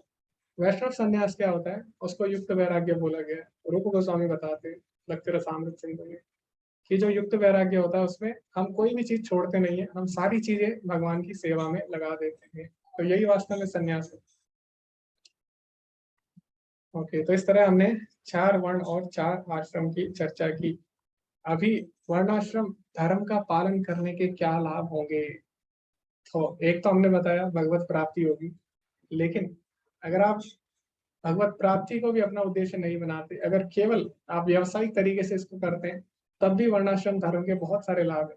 वर्णाश्रम व्यवस्था में धार्मिक परंपराओं के अनेक नियम हैं, जिनकी सहायता से परिवार के सदस्य ठीक से उन्नति करके आध्यात्मिक मूल्यों की उपलब्धि कर सकता है। तो वर्णाश्रम धर्म में आप सबको साथ लेके चल सकते हैं ना, पहला ये लाभ है इसका। उसके बाद वर्णाश्रम धर्म के अनुसार किसी कार्य क्षेत्र में स्वधर्म का निर्वाह करने से जीवन के उच्चतर पद को प्राप्त किया जा सकता है। तो भगवान बोलते हैं स्वर्ग द्वारम अपावृतम, यानी ऐसे व्यक्ति जो अपने धर्म का पालन करते हैं उनके लिए स्वर्ग के द्वार भी खुल जाते हैं। तो इसके दूसरे लाभ हो गए। सबसे पहला लाभ तो यही है भगवत प्राप्ति, लेकिन जो इसको व्यावसायिक तरीके से करते हैं उसके लिए अनेक लाभ है। जो कई सौ जन्मों के लिए अपने व्यावसायिक कर्तव्य का पालन करता है, उदाहरण के लिए यदि कोई ब्राह्मण के रूप में कार्य करना जारी रखता है, तो ब्रह्मलोक में पदोन्नति के लिए पात्र हो जाता है, जिस ग्रह पर भगवान ब्रह्मा रहते हैं। तो अगर कोई केवल व्यावसायिक दृष्टि से भी वर्णाश्रम धर्म का पालन करता है, तो उसे भी उच्च लोकों की प्राप्ति हो सकती है, ब्रह्मा जी जैसे लोगों की उसे प्राप्ति हो सकती है। लेकिन हमें ध्यान रखना होगा कि जो ब्रह्मा जी का लोक है वो भी जन्म मृत्यु जरा व्याधि से अलग नहीं है, वहां पे भी जन्म मृत्यु जरा व्याधि है। भगवान बोलते हैं 8वें अध्याय में, आप ब्रह्म भुवनाथ लोका पुनरावर्तिनो अर्जुना, यानी ब्रह्मा जी के लोक तक भी जन्म मृत्यु का चक्र लगा रहता है। इसीलिए हमें प्रयास करना चाहिए कि इस भौतिक संसार से ऊपर उठे। तो इसीलिए अगर हम वर्णाश्रम धर्म का पालन करते भी है, तो हमें अपना उद्देश्य कैसे बनाना चाहिए? भगवान को बनाना चाहिए। संसिद्धि हरितोषणम, जैसे कि हमने श्रीमद् भागवत में पढ़ा। तो अभी हम आज का जो अध्याय है उसको आरंभ करते हैं। तो अभी हमने क्यों वर्णाश्रम धर्म की चर्चा की? क्योंकि भी बार बार हम धर्म के बारे में भगवत गीता में पढ़ेंगे, तो हमें पता होना चाहिए वास्तव में धर्म क्या है। इसीलिए हमने धर्म के बारे में भी विस्तार से चर्चा की। तो इस प्रकार 4 कारण थे जो अर्जुन ने दिए। सबसे पहला था दया। फिर अर्जुन ने बोला कि इसमें कोई भी आनंद नहीं है, और फिर उसने बोला कि अगर मैं ऐसा करता हूँ तो मुझे पाप लगेगा। और अंत में अर्जुन ने बोला पिछले अध्याय में कि जो मेरा कुल है उसका विनाश हो जाएगा। तो 4 कारण अर्जुन ने दिए युद्ध ना करने के। आगे 5वां कारण अर्जुन अभी देने वाले हैं। तो अभी हम पढ़ते हैं पहले श्लोक को दूसरे अध्याय के। तो जो दूसरे अध्याय का पहला श्लोक है उसको आप सभी लोग देखिए एक बार, आपके पास अगर पुस्तक है भगवद गीता। तो उसमें संजय बोलते हैं तम तथा कृपया विष्टम अश्नु पूर्णाकुलक्षणम विचिंदंतम इदम वाक्यम उवाच मधुसूदना। संजय ने कहा, करुणा से व्याप्त शोक युक्त अश्रुपूरित नेत्रों वाले अर्जुन को देखकर मधुसूदन कृष्ण ने ये शब्द कहे। तो इसमें अगर आप तात्पर्य पढ़ेंगे तो इसमें जो संजय है संजय ने क्या बोला? संजय ने भगवान को मधुसूदन कह के बुलाया। यहाँ पे अभी अर्जुन ने नहीं बोला, संजय ने क्या बोला? भगवान को मधुसूदन कहा है। तो प्रभुपाद जी अपने तात्पर्य में लिख रहे हैं क्या कि मधु एक राक्षस था जिसने कि वेदों को चुरा लिया। तो मधुसूदन यानी उसका वध करने वाले कौन थे? भगवान श्री कृष्ण थे। तो जिसने वेदों को चुरा लिया यानी जिसने ज्ञान को चुरा लिया यानी अज्ञानता, तो अज्ञानता का विनाश करने वाले उनको मधुसूदन कहा जाता है। तो यहाँ पे संजय ने भगवान को मधुसूदन क्यों बुलाया? क्योंकि अर्जुन अभी मोहित हो गया है अज्ञानता के कारण, और संजय धृतराष्ट्र को संकेत देना चाहते हैं, उसको हिंट देना चाहते हैं कि भगवान कृष्ण कौन है? मधुसूदन है, यानी वो अज्ञानता को दूर करने वाले हैं, अज्ञानता रूपी जो असुर है उसका वध करने वाले। इसलिए आप प्रसन्न मत होइए। तो अभी धृतराष्ट्र को बहुत अच्छा लग रहा है कि अर्जुन युद्ध नहीं कर रहा। उसको लगता है कि अब अर्जुन युद्ध हार जाएगा और वो आत्मसमर्पण कर लेगा। लेकिन संजय बोलने की कृष्ण कौन है? मधुसूदन है, वो अज्ञानता का नाश कर देंगे। तो एक तरह से संकेत दे रहे हैं, जो संजय है वो धृतराष्ट्र को संकेत दे रहे हैं। अभी दूसरा जो श्लोक है उसमें क्या बोला गया है? श्री भगवान वाचा कुतस्त्वा कसमलमिदं विषमे समुपस्थितम अनार्यजुष्टम स्वर्गम कीर्ति कर्म अर्जुन। तो ये जो श्लोक है ये पहला श्लोक है जो भगवान ने बोला भगवद गीता में। तो इसीलिए श्लोक बहुत ही महत्वपूर्ण है। तो सबसे पहले हमें समझना होगा श्री भगवान उवाचा। तो जब भी संजय ने कुछ बोला तो आया संजय उवाचा, अर्जुन ने कुछ बोला आया अर्जुन उवाचा, धृतराष्ट्र ने बोला धृतराष्ट्र उवाचा। लेकिन कृष्ण ने जब बोला तो कृष्ण उवाच नहीं आया, वहां पे क्या आया, श्री भगवान उवाचा। ठीक है, तो जो वेद व्यास जी है वो हमें बताना चाह रहे हैं कि जो कृष्ण है वो साधारण व्यक्ति नहीं है, वो कौन है, स्वयं भगवान है। तो कई लोग बोलते हैं कि भगवत गीता में तो ऐसा कहीं नहीं लिखा कि कृष्ण भगवान है। तो ऐसा बिल्कुल नहीं है। भगवत गीता में शुरुआत में ही जब भगवान कृष्ण कुछ बोलते हैं तो श्री भगवान वाचा लिखा है। ठीक है, यानी श्री भगवान ने कहा, तो कृष्ण को भगवान बोला गया है। तो इसीलिए हमें भगवत गीता जब भी हम पढ़े तो हमें किस भाव से पढ़नी चाहिए, हमें जैसे अर्जुन ने पढ़ी, जैसे अर्जुन ने भगवत गीता समझी। अर्जुन ने भगवत गीता कैसे समझी, भक्तो असी में प्रकाश थी। अर्जुन के मन में भगवान के प्रति श्रद्धा थी, वो कृष्ण को साधारण व्यक्ति नहीं मानता था, कृष्ण को भगवान मानता था। तो इसी प्रकार प्रभुपाद जी लिखते हैं, प्रभुपाद जी शुरू में ही लिखते हैं प्रस्तावना में कि अगर हमें भगवत गीता समझनी है तो हमें कृष्ण को साधारण व्यक्ति नहीं मानना होगा, हमें कृष्ण को कम से कम भगवत गीता समझने के लिए हमें कृष्ण को भगवान मानना ही होगा, तभी हम भगवत गीता समझ सकते हैं। तो इसीलिए यहाँ पे क्या है, कृष्ण उवाचा, यादव उवाचा, माधव उवाचा, ऐसा नहीं है। जो वेद व्यास जी उन्होंने स्पष्ट बोला श्री भगवान उवाचा, तो कृष्ण कौन है, कृष्ण स्वयं भगवान है। कृपा जी लिखते हैं तात्पर्य में, ईश्वर परम कृष्ण सच्चिदानंद विग्रह अनाधिराधिर गोविंदा सर्व कारण कारणम। और नीचे प्रभुपा जी लिखते भी है, भागवतम से भी लिखते हैं, अभी ब्रह्म संहिता से लिखा है, फिर भागवतम से लिखते हैं, एते चांस कला पुंसा कृष्णस्तु भगवान स्वयं इंद्रियाणि व्याकुलम लोकम मृणयंती युगे युगे। तो कृष्ण कोई साधारण व्यक्ति नहीं है, सारे आचार्य इस बात को मानते हैं, सारे आचार्य इस बात को मानते हैं, सारे शास्त्र इस बात को स्वीकार कर रहे हैं। तो जो व्यक्ति कृष्ण को भगवान ना माने बिना भगवत गीता पढ़ता है उसके सारे प्रयास विफल हो जाते हैं, कभी भगवत गीता समझ ही नहीं सकता, क्योंकि भगवत गीता का विषय ही है भगवान। और अगर आप भगवान को नहीं मानते तो फिर आप भगवत गीता का जो वास्तविक उद्देश्य है वो नहीं समझ सकते। तो ऐसा नहीं है नास्तिक लोग भगवत गीता से कुछ नहीं सीख सकते, नास्तिक लोग भी भगवत गीता से बहुत कुछ सीख सकते हैं, जैसे माइंड को कैसे कंट्रोल किया जाए, गुस्से का कारण क्या है, ठीक है, और किस तरह का खाना हमें खाना चाहिए, किस तरह की जीवन शैली अपनानी चाहिए, किस तरह बोलना चाहिए। जैसे भगवान बोलते हैं सत्यम हितम प्रियम वदा, यानी सत्य बोलो, मधुर बोलो और हितकारी बोलो। इस प्रकार नास्तिक लोग भी भगवत गीता से बहुत कुछ सीख सकते हैं, लेकिन भगवत गीता का जो वास्तविक उद्देश्य है वो तभी पूरा होगा जब हम कृष्ण को भगवान के रूप में मानेंगे। वरना बहुत सारी चीजें सीख सकते हैं भगवत गीता से भगवान को ना मान कर भी, लेकिन जो इसका वास्तविक उद्देश्य है वो नहीं सीख पाएंगे। वो तभी सीख पाएंगे जब हम कृष्ण को भगवान के रूप में मानेंगे। तो यह हमें सीखना होगा। दूसरा जो इस श्लोक से हमें सीखने को मिलती है वो क्या है, आपने सुना होगा कि सबसे अच्छा वक्ता वही होता है जो सबसे अच्छा श्रोता होता है, यानी best speaker is one who is best listener. जो सबसे अच्छा श्रोता होता है वही सबसे अच्छा वक्ता होता है। तो भगवान कृष्ण ने अभी क्या किया, सबसे पहले अर्जुन की सारी बात सुनी। अभी आपने देखा एक चैप्टर खत्म हो गया, दूसरे चैप्टर का भी एक श्लोक हो गया, 47 श्लोक हो गया, लेकिन कृष्ण ने बीच में एक भी शब्द नहीं बोला। कृष्ण ने तुरंत रिएक्ट नहीं किया, सबसे पहले अर्जुन की पूरी बात सुनी, पूरी बात समझी, उसके बाद बोलना प्रारंभ किया। तो इससे हमें क्या सीखने को मिला कि हमें पहले परिस्थिति में तुरंत रिएक्ट नहीं करना है। जैसे कई लोग होते हैं वो क्या करते हैं, तुरंत रिएक्ट करते हैं, तुरंत प्रतिक्रिया दे लेते हैं और गलत निर्णय ले लेते हैं अपने जीवन में। तो हमें पहले परिस्थिति को समझना चाहिए और पहले हमें अच्छे से जानना चाहिए कि परिस्थिति क्या है, उसके बाद ही हमें रिएक्ट करना चाहिए। तो भगवान श्री कृष्ण हमें यही बता रहे हैं कि पहले हमें परिस्थिति को भांपना है। तो इस श्लोक से हमें यही सीखने को मिला। अब भगवान ने बोलना आरंभ किया, पहले अर्जुन को अच्छी तरीके से सुना कि क्या वास्तव में अर्जुन चाहता है, क्या उसके कारण है और क्या इसे बताना चाहिए। वैसे भगवान को तो सब कुछ पता है, भगवान सबके हृदय में परमात्मा रूप है, लेकिन भगवान ने हमें ये उदाहरण देने के लिए कि हमें पहले क्या करना चाहिए, पहले अच्छे से सुनना चाहिए, समझना चाहिए परिस्थिति को। इसके लिए भगवान ने क्या किया, भगवान ने अर्जुन को अच्छे से सुना। ठीक है, अभी भगवान इस श्लोक में क्या बोलते हैं अभी वो हम समझेंगे। अभी इस श्लोक का महत्व क्या है उसकी हमने चर्चा की थी, क्योंकि ये पहला श्लोक है जो भगवान ने बोला, इसीलिए महत्वपूर्ण श्लोक है। तो भगवान ने अर्जुन को बोला कि तुम्हारे मन में ये कलमश आया कैसे, कुतस्त्वा कसमलमिदं विषमे समुपस्थितम। यह उस मनुष्य के लिए तनिक भी अनुकूल नहीं है जो जीवन के मूल्य को जानता है। इससे ना तो उच्च लोक की प्राप्ति होती है बल्कि इससे अपयश प्राप्त होता है। तो ये भगवान ने बोला।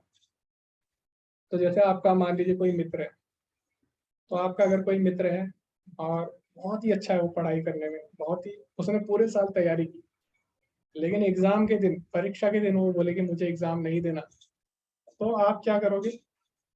आप उसे बोलेगे ये तो मूर्ख है, और आप उसे डांटोगे। तो इसी तरह अर्जुन को भगवान ने बोला आश्चर्य के साथ, वो सोचता कैसे, ऐसा तुमने सोच भी कैसे लिया? तुमने पूरे जीवन भर प्रयास किया, पूरे जीवन मेहनत की। तो हमें पता है जब अर्जुन को वनवास हुआ था तो अर्जुन ने पूरी तैयारी की थी ना, अर्जुन ने तपस्या की, अनेक देवी देवताओं को प्रसन्न किया, और वो इंद्र के पास भी गया, वहां से भी उसने बहुत सारी चीजें सीखी, अनेक उसने देवी हथियार प्राप्त किए, अस्त्र शस्त्र प्राप्त किए, ताकि वो अगली बार इस परिस्थिति से सामना कर सके, यानी अगली बार ऐसी परिस्थिति उसके जीवन में ना आए। लेकिन आज जब वो परिस्थिति आई है तो क्या कर रहा है, उसका उपयोग नहीं कर रहा है ना। तो इसीलिए भगवान उसको हैरानी के साथ पूछते हैं कि तुम्हारे मन में ऐसा विचार आया भी कैसे, तुमने ऐसा सोच भी कैसे ली, ठीक है। तो भगवान बोलते हैं ऐसे लोगों को अनार्य बोला जाता है। अनार्य मतलब जो वैदिक नियमों का पालन नहीं करते। तो भगवान बोलते हैं कि तुम क्या हो, सभ्य पुरुष नहीं हो अगर तुम ऐसा आचरण करते हो, क्योंकि तुमने पूरे जीवन भर प्रयास किया। और अर्जुन ने एक बार शिव जी से भी युद्ध किया था, और शिव जी ने भी उन्हें क्या दिया था, पशुपात अस्त्र दिया था। तो तुम्हारे पास इतने सारे अस्त्र शस्त्र होते हुए भी तुम युद्ध नहीं कर रहे हो, तो इसलिए भगवान आश्चर्य जताते हैं अपना, ठीक है। उसके बाद आगे भगवान क्या बोलते हैं उसकी हम चर्चा करेंगे। उसके बाद भगवान बोलते हैं हे प्रतापुत्र, इस ही नपुंसकता को प्राप्त मत हो, यह तुम्हें शोभा नहीं देता। हे शत्रुओं के दमन करता, हृदय की क्षुद्र दुर्बलता को त्याग कर युद्ध के लिए खड़े हो। भगवान बोले कि तुम युद्ध के लिए खड़े हो। अभी हम तात्पर्य पढ़ेंगे यहाँ पे प्रभुपाद जी का। अभी यहाँ पे भगवान ने अर्जुन को पार्थ कह के संबोधित किया है। तो हमने पहले भी चर्चा की थी पिछले पार्ट में भी कि अर्जुन को बार बार भगवान कभी पार्थ बोलते हैं, कभी कुंती पुत्र बोलते हैं, कभी भरतवंशी बोलते हैं। ऐसा क्यों बोलते हैं? ताकि अर्जुन जान सके कि उसका संबंध किससे है, उसका संबंध महान लोगों से। तो जैसे इंडिया पाकिस्तान का मैच होता है तो हम लोग प्लेयर का नाम नहीं लेते, हम लोग प्लेयर का नाम भी लेते हैं, लेकिन साथ ही साथ हम इंडिया इंडिया भी बोलते हैं ना, इंडिया इंडिया। क्यों? ताकि जो भारत के प्लेयर हैं जो खेल रहे हैं उनको उनको उनको अनुभव हो कि उनका संबंध भारत से है। तो इससे क्या होगा, उससे उन्हें प्रोत्साहन मिलेगा। इसीलिए भगवान क्या कर रहे हैं, बार बार अर्जुन को प्रथा का पुत्र यानी पार्थ, भारत और अनेक नामों से, जो कि जैसे कुंती पुत्र, इससे संबोधित कर रहे हैं ताकि उन्हें अनुभव हो सके कि उनका संबंध महान लोगों से और वो युद्ध के लिए प्रेरित हो। इसलिए भगवान ऐसा कर रहे हैं। तो यही बात यहाँ पे प्रभुपाद जी लिखते हैं। तो प्रभुपाद जी लिखते हैं कि कृष्ण का वास्तविक संबंध किससे था? कृष्ण का संबंध अर्जुन से था, यानी अर्जुन और कृष्ण आपस में संबंधी थे। तो इसीलिए भगवान बार बार उसे याद दिला रहे हैं, उसे प्रथा पुत्र ऐसा कहकर बुला रहे हैं, क्योंकि जो प्रथा है, जो कुंती महारानी है, और वो क्या है, वो शायद भगवान की बुआ है, कृष्ण की बुआ है। तो वो उन्हें बार बार आभास दिला रहे हैं कि तुम्हारा संबंध मेरे से, और मेरे से संबंध होते भी तुम्हारे मन में ऐसे विचार आ रहे हैं कि तुम युद्ध नहीं करोगे। तो यहाँ पे प्रभुपाद जी लिखते हैं यदि क्षत्रिय पुत्र लड़ने से मना करता है तो वह नाम का क्षत्रिय है, और यदि ब्राह्मण पुत्र अपवित्र कार्य करता है तो वह नाम का ब्राह्मण है। तो अभी अर्जुन का संबंध किससे है? अर्जुन का संबंध महान कुल से है, अर्जुन का संबंध भगवान से है। और भगवान से संबंध होते हुए भी वैसे तो अर्जुन भगवान का नित्य भक्त है, लेकिन लीला में भी क्या है, लीला में भी वो भगवान का रिश्तेदार बना हुआ है। तो भगवान उसके संग संबंधी होते हुए भी उसके मन में ऐसे विचार आ रहे हैं, तो बिल्कुल भी अर्जुन को शोभा नहीं देते। तो यही बात यहाँ पे प्रभुपाद जी हमें बताना चाह रहे हैं।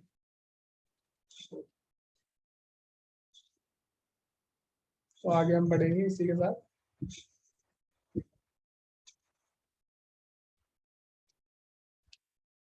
चौथे श्लोक पे हम बढ़ेंगे। अर्जुन उवाच कथम भीष्महं संख्ये द्रोणं च मधुसूदन इषुभिः प्रतियोतस्यामि पूजाः वरिसूदन। अर्जुन ने कहा, हे शत्रुहंता, हे मधुसूदन, मैं युद्ध भूमि में किस तरह भीष्म तथा द्रोण जैसे पूजनीय व्यक्तियों पर उलटकर बाण चलाऊंगा। तो यहाँ पे अर्जुन भगवान को मधुसूदन कह के बोलते हैं।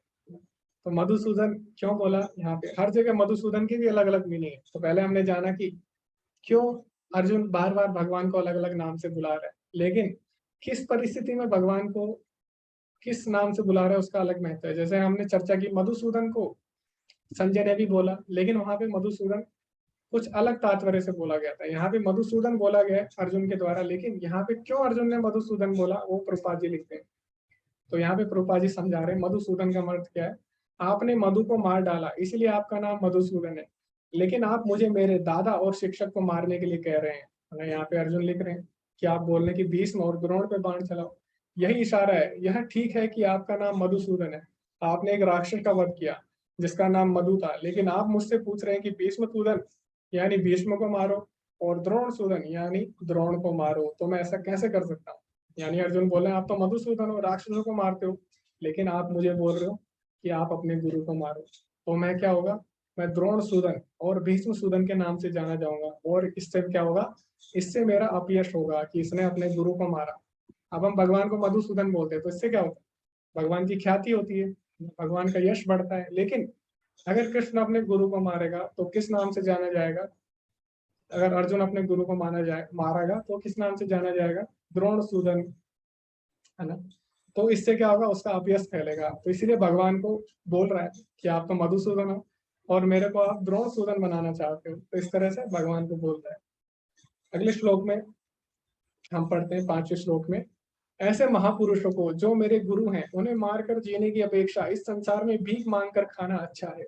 भले ही वे सांसारिक लाभ के इच्छुक हों, किंतु है तो गुरुजन ही। यदि उनका वध होता है तो हमारे द्वारा भाग्य के भोग्य प्रत्येक वस्तु उनके रक्त से सनी होगी। तो यहाँ पे अर्जुन मना कर देता है कि मैं अपने गुरुओं को कभी भी किसी भी परिस्थिति में नहीं मार सकता। लेकिन यहाँ पे तात्पर्य में प्रभुपाद जी क्या लिखते हैं, शास्त्रों के अनुसार ऐसा गुरु जो नित्य कर्म में रत हो यानी निंदनीय कर्म में रत हो, और जो विवेक शून्य हो, त्याज्य है यानी त्याग के योग्य है। तो गुरु को भी त्याग किया जा सकता है। अगर वो शास्त्रों का पालन नहीं करता, धर्म का पालन नहीं करता, तो ऐसे गुरु का त्याग कर देना चाहिए, यहाँ पे प्रभुपाद जी लिखते हैं। तो इसीलिए अर्जुन को भगवान बोल रहे कि इन्हें मारो। दुर्योधन से आर्थिक सहायता लेने के कारण भीष्म तथा द्रोण उसका पक्ष लेने के लिए बाध्य थे। यद्यपि केवल आर्थिक लाभ से ऐसा करना उनके लिए उचित न था, ऐसी दशा में वे आचार्यों का सम्मान खो बैठे थे। तो जो भीष्म थे और जो द्रोण थे, वैसे बहुत सारे कारण थे जिसके कारण वो दुर्योधन का साथ देते थे, उसको सपोर्ट करते थे। लेकिन एक मुख्य कारण ये भी था कि वो आर्थिक रूप से उन पे निर्भर थे ना, इसीलिए उनको कुछ नहीं बोल सकते थे। जैसे अभी हमने देखा कि अभी जैसे युद्ध हुआ किसका, रसिया और यूक्रेन का, तो बहुत सारे देश थे जिन्होंने रसिया का बॉयकॉट कर दिया, उसे छोड़ दिया। लेकिन भारत अभी भी उनके साथ संबंध रखे हुए था, जिससे बाकी देशों को अच्छा नहीं लगा। लेकिन ये हमें करना ही पड़ेगा, क्यों, क्योंकि हमारे बीच कुछ आर्थिक समझौते हैं, है ना, उनको हम नहीं तोड़ सकते। इससे क्या होगा, हमारे देश का ही नुकसान होगा। तो इसी प्रकार यहाँ पे क्या है, यहाँ पे भले ही सबको पता है कि दुर्योधन गलत काम कर रहा है, लेकिन अभी जो द्रोणाचार्य और भीष्म है वो अभी भी उससे जुड़े हुए। इसका एक और कारण है, क्यों, क्योंकि आर्थिक रूप से उसमें निर्भर है। तो ये भी कभी कभी कारण होते हैं जीवन में, जिससे कई लोग गलत पक्ष ले लेते हैं, क्यों, आर्थिक रूप से उनपे बोझ आ जाएगा करना है। तो इस कारण भी उन्होंने क्या किया, गलत का साथ दिया। और भी कुछ कारण है जिसके कारण जो दुर्योधन है वो क्या कर रहा है, उसे पूरा विश्वास है, दुर्योधन को पूरा विश्वास है कि जो द्रोण है और भीष्म है उसका साथ देंगे। ऐसा क्यों है, कोई बता सकता है। एक प्रभुपाद जी ने पिछले अध्याय में लिखा था एक कारण, कि दुर्योधन को पूरा विश्वास था कि जो द्रोणाचार्य है और भीष्म पितामह उसका साथ देंगे। इसका एक और कारण था, उसके विश्वास का एक और कारण था, ये बता सकते हैं। हरे कृष्णा हर्ष हरे कृष्णा प्रभु जी। जी। जब बड़ी सभा में मतलब द्रौपदी का सीधा लड़ रहा तब उन्होंने मतलब एक शब्द नहीं कहा था, तो इससे पता लगता है कि मतलब उनका पक्का साथ देंगे। प्रभु जी आपकी आवाज नहीं आई। हरे कृष्णा प्रभु, आवाज आ रही है? हाँ प्रभु एकदम आ रही है आपकी आवाज। जी प्रभु, जब मतलब द्रौपदी का सीधा लड़ रहा था तभी ये भीष्म जी जी जी और दुर्योधन जी जी जी प्रभु जी नहीं कहा था। जी जी समझ गए प्रभु जी। तो बहुत ही अच्छा आपने उत्तर दिया। तो क्यों दुर्योधन को पूरा विश्वास था कि द्रोण और भीष्म उसका साथ देंगे, क्यों, क्योंकि जब प्रभुपाद जी लिखते हैं पिछले अध्याय में, अगर आप ध्यान से पढ़ेंगे तो प्रभुपाद जी लिखते हैं जब द्रौपदी का चीरहरण हुआ था उस समय क्या किया, भीष्म ने और द्रोण ने कुछ भी नहीं बोला, बिल्कुल भी आवाज नहीं उठाई। तो इससे क्या हुआ, अभी जो भीष्म है वो कितने शक्तिशाली है ना, और जो द्रोणाचार्य है वो तो अर्जुन के गुरु है, कितने शक्तिशाली है। लेकिन शक्तिशाली लोगों ने भी कुछ आवाज नहीं उठाई, उन्होंने भी उसका विरोध नहीं किया दुर्योधन का। तो इससे क्या हुआ, इससे दुर्योधन का कॉन्फिडेंस, उसका उसका उसकी जो हिम्मत थी और ज्यादा बढ़ गई गलत काम करने की, और ज्यादा दृढ़ हो गया वो गलत काम करने में। तो इसीलिए उसको पूरा विश्वास था कि उस समय जब इन्होंने मुझे कुछ नहीं बोला है ना, जब उस समय तो कोई परिस्थिति नहीं थी, तो इन्होंने मुझे गलत कार्य से नहीं रोका, तो आज तो मेरे पास परिस्थिति है, कारण भी है, तो आज भी ये मेरा साथ देंगे।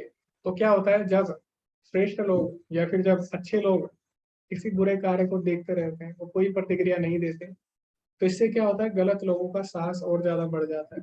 ठीक है, तो इसीलिए हमें क्या करना चाहिए, समाज में देखना चाहिए, जब भी गलत हो रहा हो हमें आवाज उठानी चाहिए, भले ही आप कुछ ना करो, लेकिन कम से कम हमें आवाज जरूर उठानी चाहिए।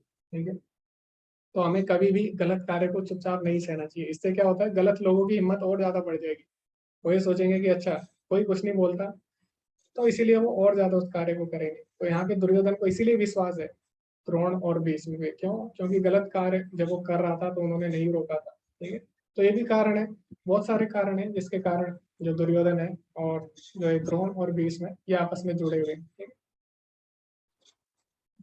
तो आगे हम बढ़ते हैं। तो अभी यहाँ पे अगला जो श्लोक है उसमें क्या किया, जो छठा श्लोक है उसमें अर्जुन ने अपना छठा कारण दिया युद्ध ना करने का। वो क्या था, असमंजस। असमंजस मतलब कंफ्यूजन, वो सही निर्णय नहीं ले पा रहा था कि मैं क्या करूं क्या ना करूं। हम पढ़ते हैं एक बार 5वां श्लोक, उसमें अर्जुन ने क्या बोला, तो उसमें उसने 5वां कारण दिया छठे श्लोक में। तो अर्जुन बोलता, हम यह भी नहीं जानते कि हमारे लिए क्या श्रेष्ठ है, उसको जीतना या उनके द्वारा जीता जाना।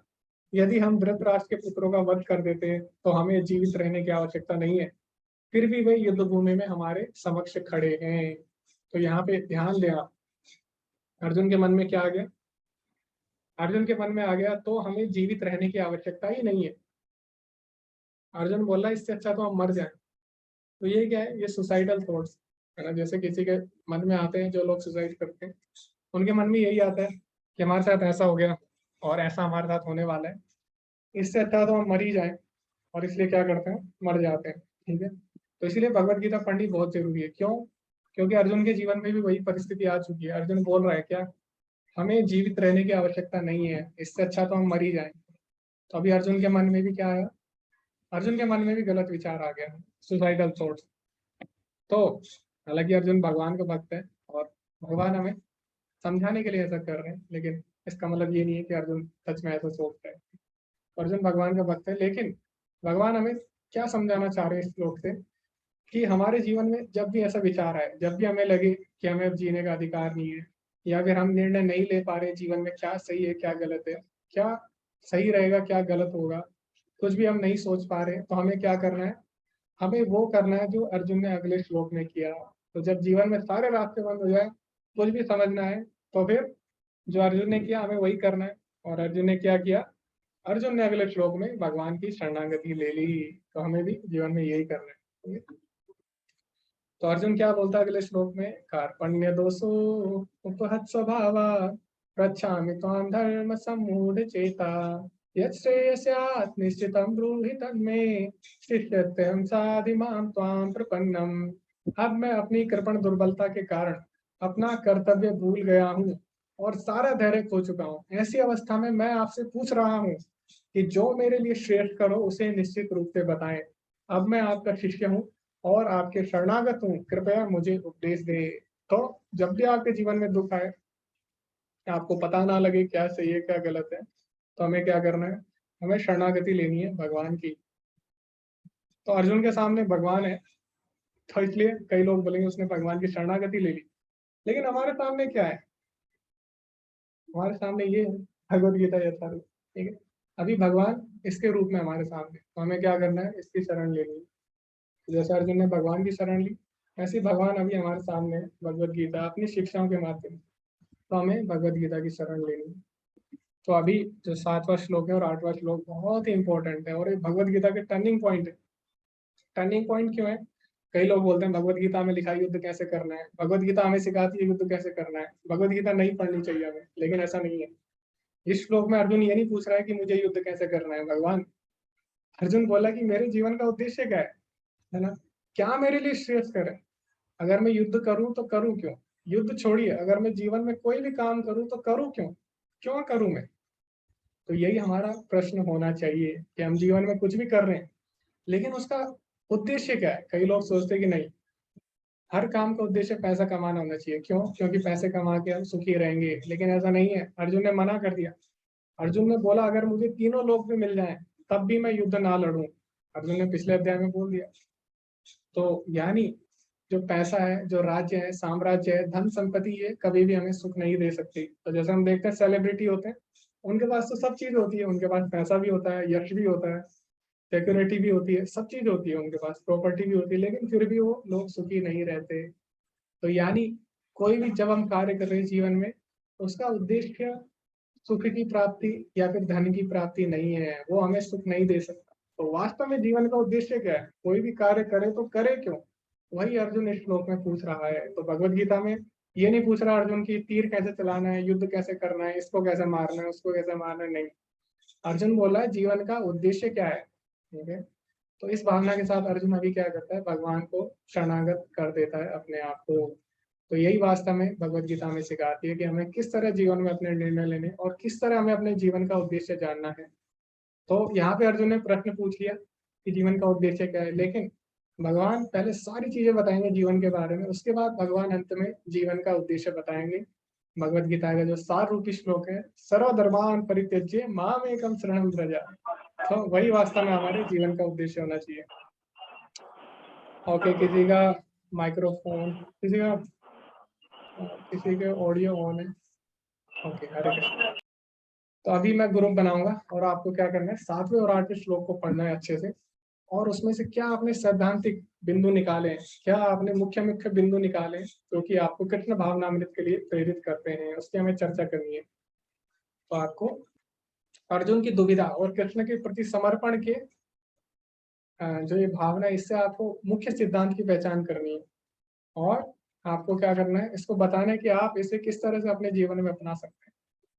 तो लगभग कितना टाइम लगेगा, बहुत बड़े हैं 7वें 8वें श्लोक। तो आपको मैं समय देता हूँ 12 मिनट का। तो अभी समय क्या हो रहा है? ओके, अभी लगभग 9 बजने वाले हैं। तो 10 यानी 9:10 पर हम दोबारा मिलेंगे। तब तक आप 7वें 8वें श्लोक को पढ़ें, उस पर चर्चा करिए, उसमें जो मुख्य मुख्य बिंदु हैं, मुख्य मुख्य जो सिद्धांत हैं, वो आप लिखिए, और उसको आप अपने जीवन में कैसे उपयोग करेंगे उसकी आप चर्चा करें। ठीक है, और सभी ग्रुप के पास एक टाइम रहेगा। कई ग्रुप क्या होते हैं, वो बहुत लंबा खींच देते हैं ना, आपको ऐसा नहीं कर रहा, आपको दूसरे ग्रुप को भी समय देना होगा। तो आपको ध्यान रखना होगा कि आप 3 से 4 मिनट में अपने पॉइंट रख दें। ठीक है, ताकि बाकी लोगों को भी अपनी बात रखने का, उनको भी अवसर मिल सके। तो अभी 25 लोग हैं लगभग, तो मैं 4 ग्रुप बना दूंगा, 6-6 लोग आप आपस में ग्रुप बांट सकते हो। जो 7वां 8वां श्लोक है उसको पढ़िए, उसमें मुख्य मुख्य बिंदु आपको बोलने हैं और अपने जीवन में उसको किस तरह आप उपयोग करेंगे। और सभी को बोलना, ऐसे नहीं है कि आप वेट करते रहे कब दूसरा बोले फिर उसके बाद मैं बोलूं, नहीं, आप सभी को बोलना हो। हरे कृष्णा प्रभु जी। जी, हरे कृष्णा प्रभु जी। प्रभु जी अभी मतलब वो पास में गीता वगैरह ये सब नहीं है, तो 7th और 8th श्लोक पढ़ेंगे कहाँ से? नहीं नहीं, आपके जो ग्रुप में, तभी तो यही फायदा है ना ग्रुप में पढ़ने का, आपके जो ग्रुप वाले वो बताएंगे आप। अच्छा, उनके पास होगा ना, हाँ, ठीक है, ओके, तभी तो ग्रुप धन्यवाद डिस्कशन। धन्यवाद। जी जी कंफ्यूज हो गया था थोड़ा। जी जी जी प्रभु जी, कोई बात नहीं। अभी जो श्लोक है वो कंफ्यूजन के ऊपर ही है, कंफ्यूजन किस तरह दूर करना है जीवन में, तो कोई दिक्कत नहीं। तो आप लोग क्या करिए, साधु संघ का यही फायदा है। ठीक है, एक के पास जो नहीं होता दूसरे के पास है, इसीलिए हमें साधु संघ में रहना हमेशा। तो आप ज्वाइन कर लीजिए सारे ग्रुप और आपस में चर्चा करिए।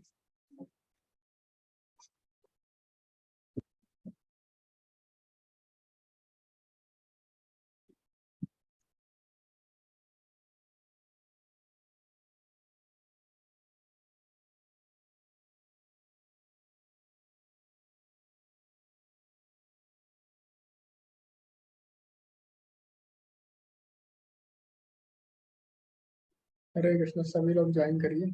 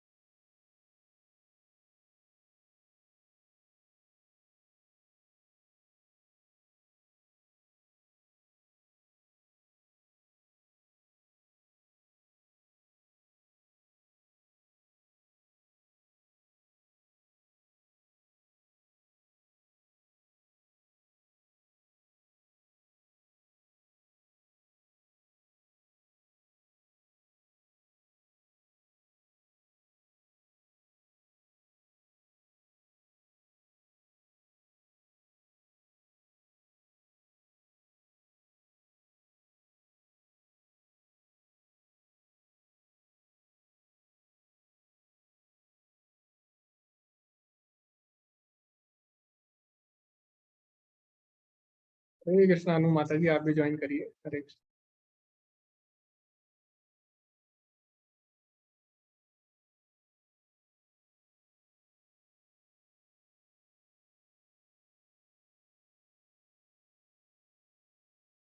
ओके माता जी, 1 मिनट है, मैं आपको ऐड करता हूँ। ओके अनु माता जी,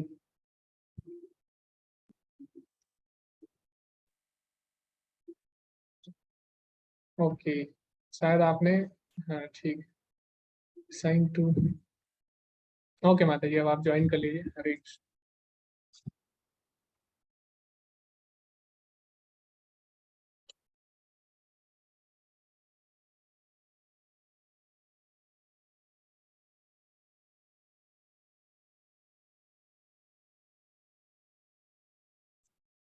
हरे कृष्ण अनु माता जी, आप ज्वाइन कर लीजिए। आपके पास एक ऑप्शन है बस, ज्वाइन ग्रुप का, ऊपर ब्रेकआउट रूम लिखा हुआ है, उस पर क्लिक करिए।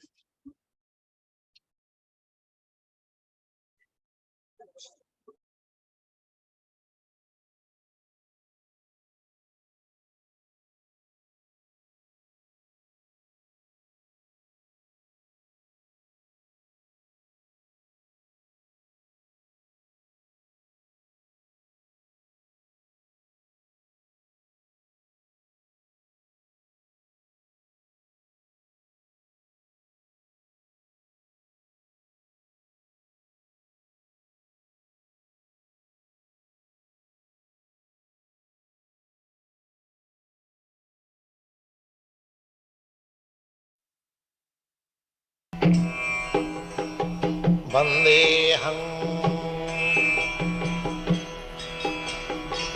श्रीगुरो श्रीयुता पदकमलं श्रीगुरुन् वैष्णवांश्च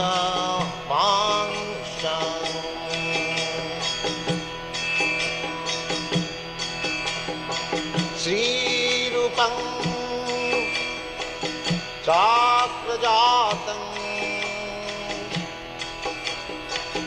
सहगना रघुनाथान्वितं त्वं सजीवम्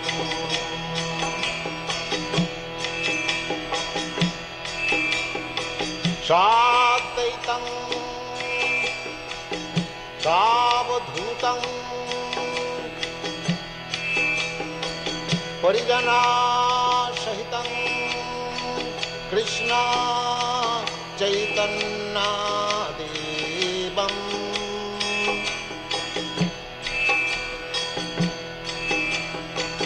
श्रीराधा कृष्णपदान् सागन ललिता श्रीविशाखान्वितांश्च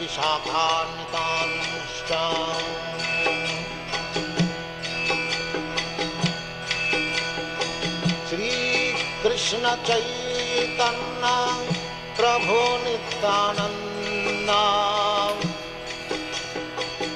श्री अद्वैत गदाधर शिवासदि गौरभक्तवृन्द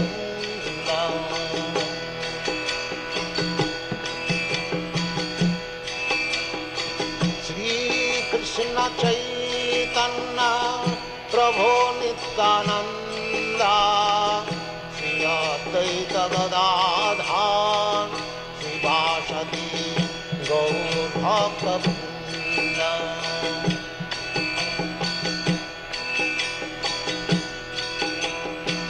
श्रीकृष्ण चैतन्य प्रभु नित्यानंद श्री अद्वैत गदाधर शिवासदि गौरभक्तवृन्द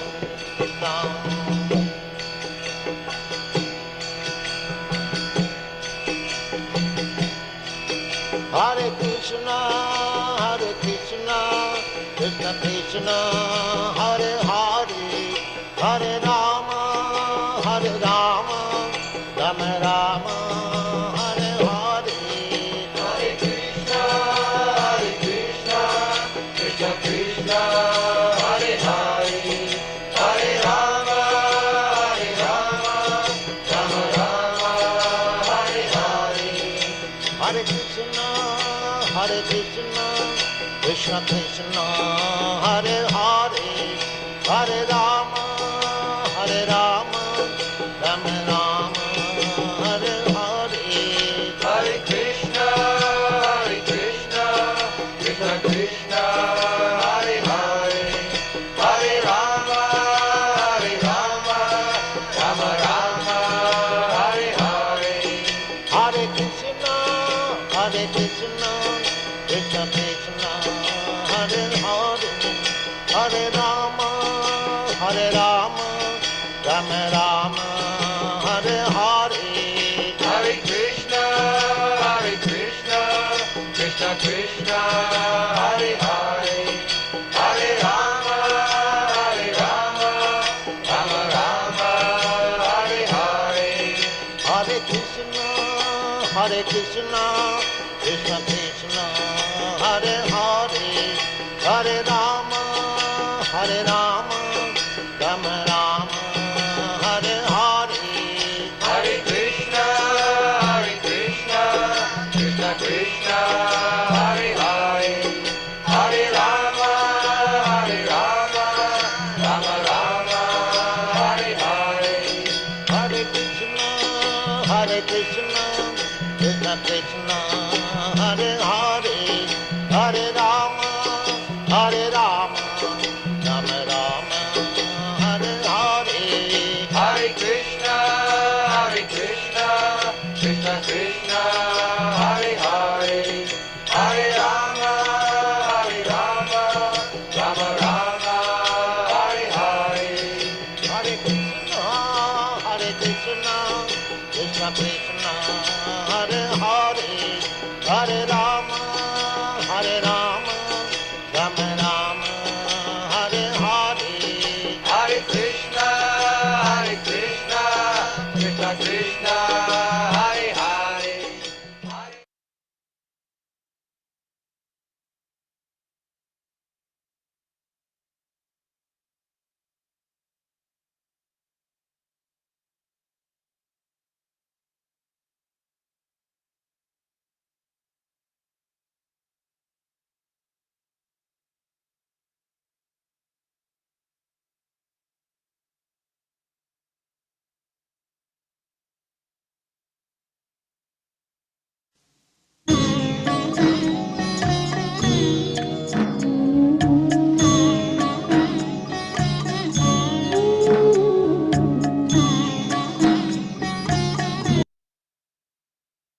मतलब जैसे भी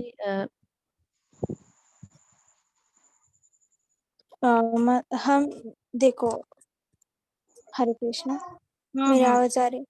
हाँ, तो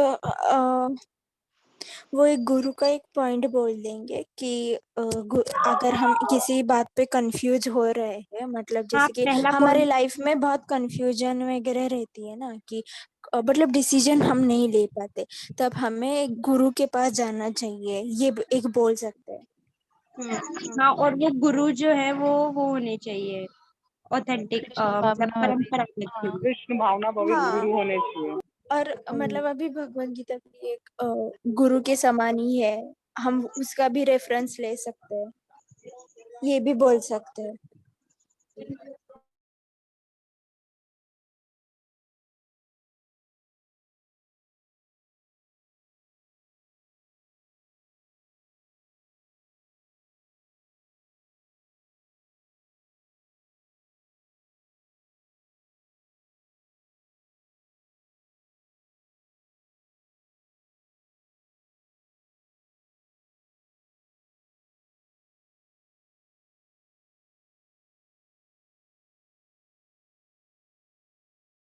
ऐसा बोला था ना पहले अध्याय में, जी। कि परंपरा टूट गई थी ना, ऐसा लग रहा था, ऐसे श्री कृष्ण बोलते, इसलिए मैं वापिस बता रहा हूँ। और वापस बताने के टाइम मतलब उस टाइम शायद 5000 ईयर्स पहले वो ही पहले बिल्कुल शिक्षक थे ना, ऐसा बिल्कुल बिल्कुल। हाँ, वो परंपरा टूट गई थी तो उसको वापस इस्टेब्लिश किया और फिर पहले शिष्य अर्जुन ही बने। जी जी माता जी।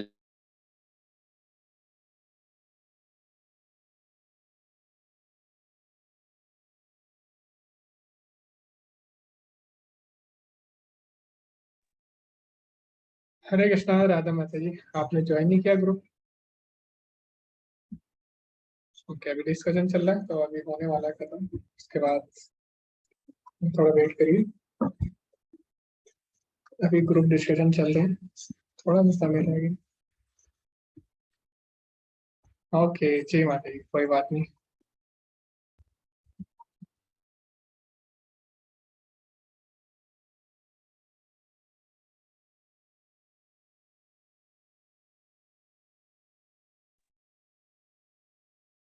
हरे कृष्णा। ओके, तो अभी मैं एंड करता हूँ ब्रेकआउट रूम्स।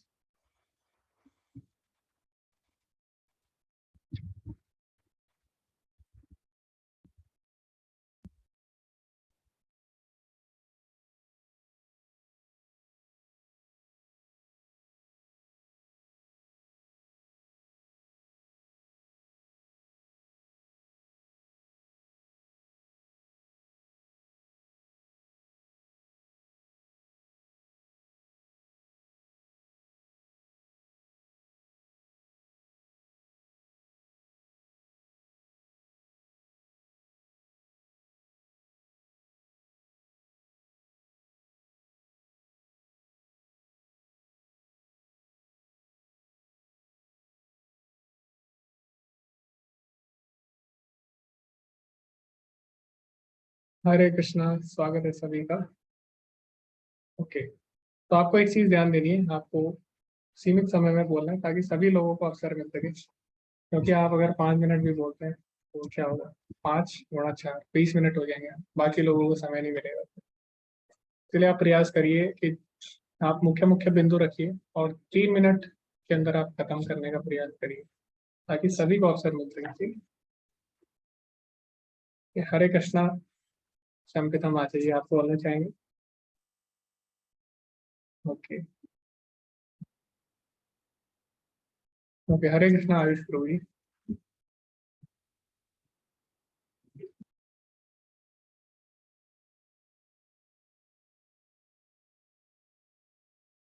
आप अनम्यूट करिए प्रभु जी पहले, क्योंकि फिर मैं ही सुन पाऊंगा आपको, बाकी लोग नहीं सुन पाएंगे। जी हरे कृष्ण। अर्जुन को ये तो पता था कि उसका कर्तव्य क्या है, मतलब उसे अपने परिवार से अटैचमेंट हो गया है, तो इस वजह से वो अपना कर्तव्य भूल गया था। तो इसी वजह से उसने भगवान को गुरु रूप में, अभी तक तो वो मित्र की तरह बात कर रहा था, लेकिन अभी उसने भगवान को गुरु रूप में स्वीकार किया है और वो गुरु से प्रश्न कर रहा है कि अब मुझे क्या करना चाहिए, मेरे को बताएं। तो मैं अपने परिवार के प्रति बहुत आसक्त हूँ, इस वजह से आप मेरे को बताएं कि मुझे क्या करना चाहिए।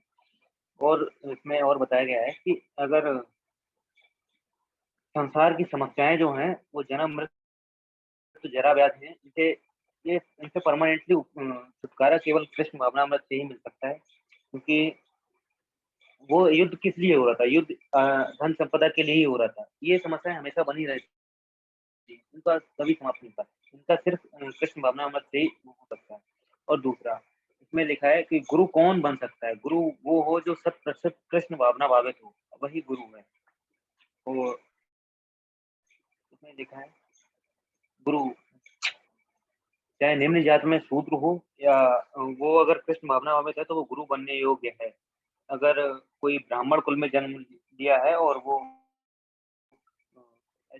वैदिक ज्ञान में पारंगत नहीं है और कृष्ण भावना भावित भी नहीं है तो वो गुरु बनने का पात्र नहीं है। ठीक है ना प्रभु? हरे कृष्ण। इसको आप अपने जीवन में किस तरह से अपनाते हैं प्रभु, ये तो आपने बताया नहीं। 2 पार्ट है ना इसके, ये क्या सीखा इस श्लोक से? आपने सीखा कि ये कि समस्याएं जो हैं वो जन्म मृत्यु जरा व्याध हैं और इनसे छुटकारा केवल किसी कृष्ण भावना भावित से, कृष्ण भावना कर्म से ही छुटकारा पाया जा सकता है। और जीवन में हमें कभी भी अगर कोई असमंजस हो तो हमें गुरु, साधु और शास्त्र की शरण लेनी चाहिए। अभी तो हमारे सामने भगवान की वाणी शास्त्र भगवत गीता है, और इसलिए हमें गुरु के पास जाना चाहिए और साधु से हमको प्रश्न करना चाहिए, जिससे हमारी समस्याओं को छुटकारा हो सके। और मूल समस्या है तो जन्म, मृत्यु, जरा, व्याधि ही है। इनसे हमें छुटकारा पाना चाहिए, ना कि भौतिक चीजों से। हमको धन कमाना है या ये करना है, वो करना है। ओके, धन्यवाद प्रभु जी। हरे कृष्णा। बहुत ही अच्छे आपने पॉइंट्स बोले। तो सबसे जो इनकी ऑब्जर्वेशन थी आपके ग्रुप ग्रुप की जो थी, सबसे पहले किस प्रकार अर्जुन जो कि पहले भगवान के साथ साख्य भाव में जोड़ा है, भगवान को मित्र मानता है, लेकिन अभी यहाँ पे अर्जुन भगवान को गुरु रूप में स्वीकार करता है। तो अभी हम देखते हैं अर्जुन ने भगवान को डायरेक्ट भगवान के रूप में भी स्वीकार नहीं किया, अर्जुन ने भगवान को गुरु के रूप में स्वीकार किया। इसीलिए गुरु ही हमें भगवान दिला सकता है। अगर भगवान सामने खड़े हैं तब भी हम उन्हें भगवान के रूप में स्वीकार नहीं कर सकते, जब तक हमारे जीवन में गुरु नहीं है तब तक हम पहचान ही नहीं पाएंगे, भगवान को जान ही नहीं पाएंगे। तो अर्जुन के सामने भगवान होते हुए भी अर्जुन भक्ति की तरह भगवान की शरण में नहीं जाता। चाहता तो डायरेक्ट भक्ति की तरह भी जा सकता है, लेकिन अर्जुन भगवान की शरण में गया गुरु की सहायता से, उनको पहले उसने गुरु माना। तो गुरु के बिना हमें भगवान की प्राप्ति नहीं हो सकती, चाहे डायरेक्ट भगवान की शरण में भी जानो तब भी गुरु की आवश्यकता है। इससे हमें ये पता लगता है, ठीक है। तो इसीलिए गुरु का होना जीवन में बहुत ही आवश्यक है। तो इससे हमें गुरु की महत्वता का पता लगता है। तो ये आपने बताया। फिर आपने बताया कृष्ण भावनामृत ही सॉल्यूशन है और हमें प्रयास करना चाहिए जन्म, मृत्यु, जरा, व्याधि से ऊपर उठने का। और वो केवल तभी संभव है जब हम भगवान की भक्ति करें, क्योंकि भगवान की भक्ति से ही सारी समस्याएं जीवन में हमेशा के लिए दूर हो सकती है। जन्म, मृत्यु, जरा, व्याधि, दुख, दोष, अनुदर्शन। तो भगवान बोलते भी है कि ज्ञानी वही है जो जन्म, मृत्यु, जरा, व्याधि को दुख के रूप में देखता है। और ये आपने बहुत ही अच्छा बोला प्रभु जी। और जब भी हमारे जीवन में कोई भी परिस्थिति आए, हम ऐसी जब हम निर्णय ना ले पाए, तो हमें गुरु, साधु और शास्त्र की शरण में जाना है। तो ये भी आपने बताया और ये कुछ मुख्य बिंदु थे। अभी हम अगले ग्रुप की तरफ जाएंगे। हरे कृष्णा अमृता माता जी। हरे कृष्णा प्रभु जी। आवाज आ रही है ना प्रभु जी मेरी? जी क्लियरली? ठीक है। जी जी। तो हमने हमारे ग्रुप में डिस्कशन किया, तो हमने जो निष्कर्ष निकाला वो ये था कि गुरु की शरण बहुत ज्यादा इम्पोर्टेंट है, क्योंकि अगर स्पिरिचुअल मास्टर में तो हम डिवाइन नॉलेज को जो आपकी वेलफेयर नेसेसरी है वो आप नहीं ले सकते। तो for that you need a spiritual master. और जो भी ट्रूथ के सीकर है, जो रियल एब्सोल्यूट ट्रूथ को जानना चाहते हैं, तो उन्हें सरेंडर करना ही पड़ेगा स्पिरिचुअल मास्टर के पे। क्यों? क्योंकि उनको पता है, स्क्रिप्चर्स का कंक्लूजन उनको पता है, सब कुछ उन्हें पता है, और वही आपको कंप्लीट गॉड का शेल्टर दे सकता है, मतलब वही आपको बैक टू गॉड का सही मैसेज दिखा सकता है, बता सकता है। तो इसके लिए आपको गुरु की शरणागति लेनी बहुत जरूरी है। और जितने भी मटेरियल चीज है, आप अगर मतलब इसको दे करके आप मटेरियल वर्ल्ड में तो आप सब छोड़ नहीं सकते, आपको करना ही पड़ेगा। बट उसके साथ आप कैसे रियल सेंस में आप भगवान के लिए, भगवान की प्राप्ति की तरफ सही डायरेक्शन से मुड़ सकते हैं, ये आपको सिर्फ स्पिरिचुअल मास्टर बता सकता है, क्योंकि उसने सही तरीके से पूरा ज्ञान अर्जित किया है, तो वो आपको राइट डायरेक्शन शो करेगा। आपको इसके स्पिरिचुअल मास्टर की शरणागति और उनकी इम्पोर्टेंस आपकी लाइफ में बहुत ज्यादा जरूरी हो जाती है। और फिर जैसे जो बहुत बड़े बड़े भक्त होते हैं, जो डिवोटीज भी होते हैं, जो बहुत उच्च लेवल के हैं, बट स्टिल उनका डाउनफॉल का चांसेस बढ़ जाता है, अगर क्योंकि उनके पास स्पिरिचुअल मास्टर नहीं है। तो स्पिरिचुअल मास्टर हमें हमेशा पकड़ के रखता है कि आप कैसे इसमें डिवोशन में होल्ड रखो अपने आप को। तो that is one more parameter कि हमें चाहिए ही चाहिए उसके लिए स्पिरिचुअल मास्टर। और श्री कृष्ण खुद भी बताते हैं चैप्टर 4 में वर्स 34 में कि learn the truth by approach of spiritual master. जब तक आपके पास स्पिरिचुअल मास्टर अप्रोच है, आप सही नॉलेज नहीं ले सकते, तो इसलिए स्पिरिचुअल मास्टर इज नेसेसरी। और हमने इस श्लोक से क्या सीखा 2.7 से कि हम we are under the influence of Maya. Basically हम माया के रिल में है, तो हम और तरीके से नहीं हो सकता कि हम सही से बैक ऑर्डर कर सकें, हम फॉलो कर सकें कृष्ण भावना को। तो इसलिए हमें सही डायरेक्शन दिखाने के लिए और हमारे इग्नोरेंस को जो समुद्र में फंसे हुए हैं उससे बाहर निकालने के लिए हमें स्पिरिचुअल मास्टर जरूरी है।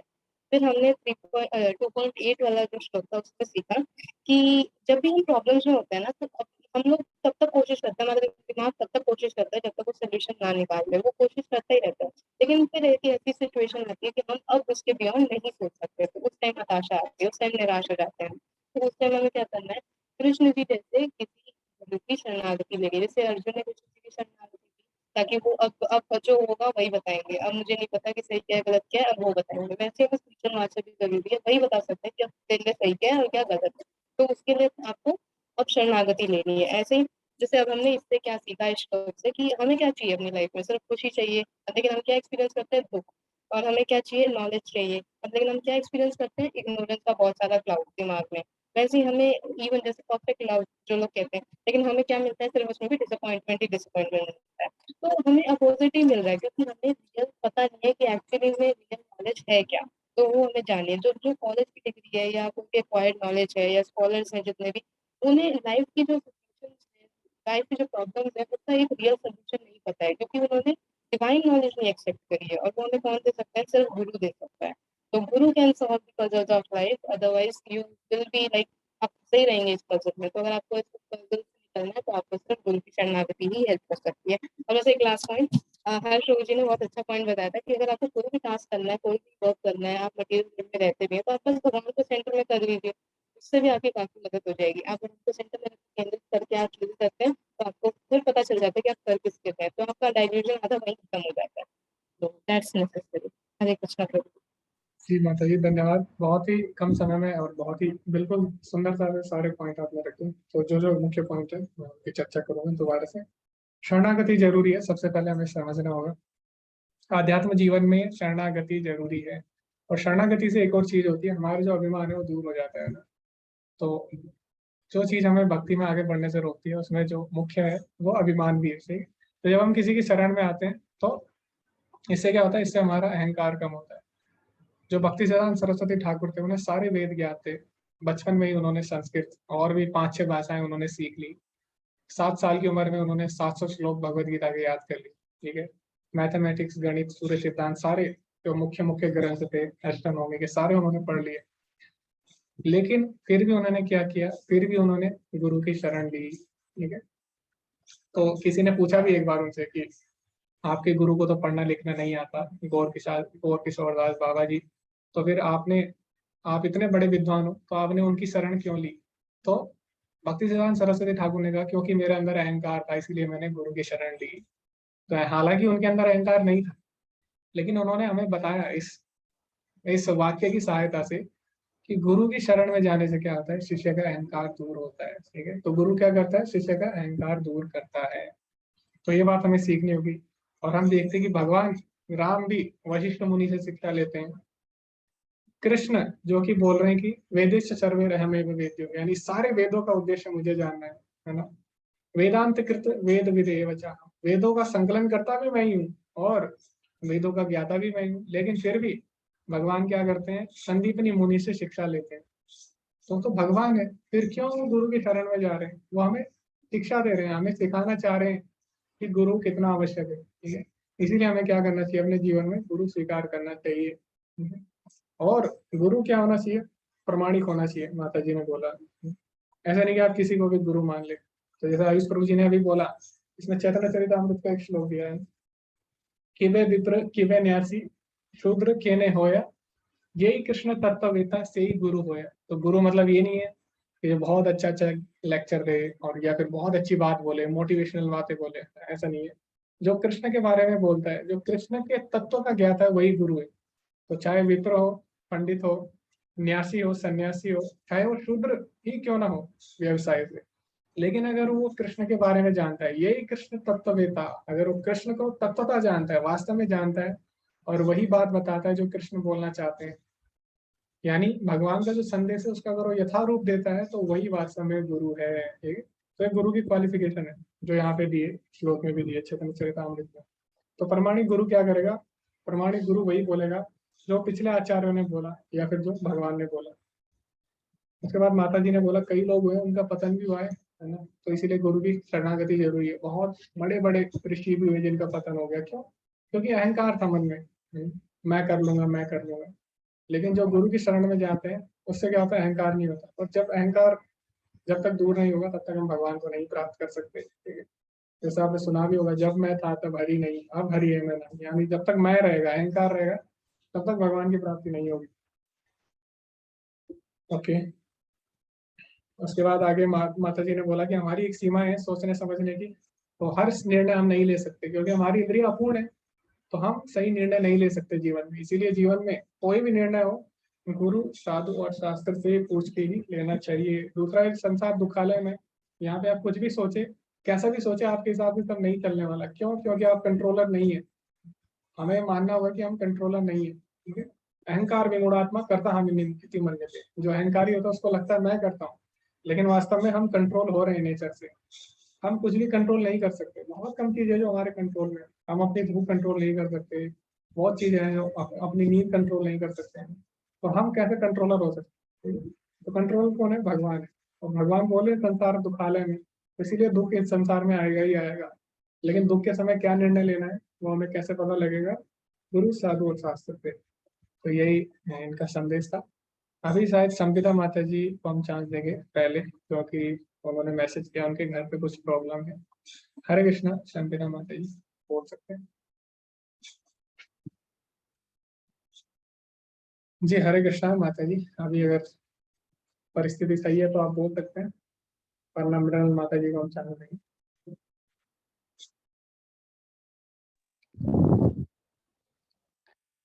हरे कृष्णा प्रभु जी। तो जो बोलना था तो जो जैसे हम मंगल आरती में भी बोलते हैं ना कि संसार दावानल जो है तो उसको गुरु की कृपा से ही सॉल्व किया जा सकता है। तो पहले ही यहाँ पर लिखा है कि जो हमारे जीवन में ये तो दावानल आते ही रहते हैं, तो इससे मतलब कोई भी विद्वान व्यक्ति हो कितना ही बड़ा चढ़ा तो मतलब वो सॉल्व नहीं कर सकता है। जो गुरु ही लाइफ के प्रॉब्लम सॉल्व कर सकता है, यही लिखा गया है। और जो कृपण व्यक्ति होता है वो गुरु के पास नहीं जाता है। तो इससे क्या होता है तो मतलब उसको मतलब वो यूं ही जोनियों में घूमते रहते हैं, है ना। तो मतलब आत्म साक्षात्कार नहीं हो पाता है उसका। तो ये बात है। और मतलब अ, और जो गुरु को भी अप्रोच करना चाहिए कैसे तो मतलब गुरु जो होना चाहिए वो कृष्ण भावना भावित होना चाहिए। जैसे आपने बोला अभी कुछ देर पहले, तो वही बोलना चाह रही थी मैं, तो आपने बोल दिया था। तो और क्या बोलना था? हाँ, तो अभी किसके पास कितने भी संपत्ति हो, कितना भी भौतिक सुख में कितना ही पटु हो, लेकिन फिर भी आध्यात्मिक अगर अपने सोल के लिए अगर कुछ नहीं किया तो फिर वो मतलब सोल तो इस जगह का नहीं है, तो मतलब मटेरियल नहीं है सोल। तो आध्यात्मिक चीज को समझने के लिए गुरु के पास ही जाना चाहिए।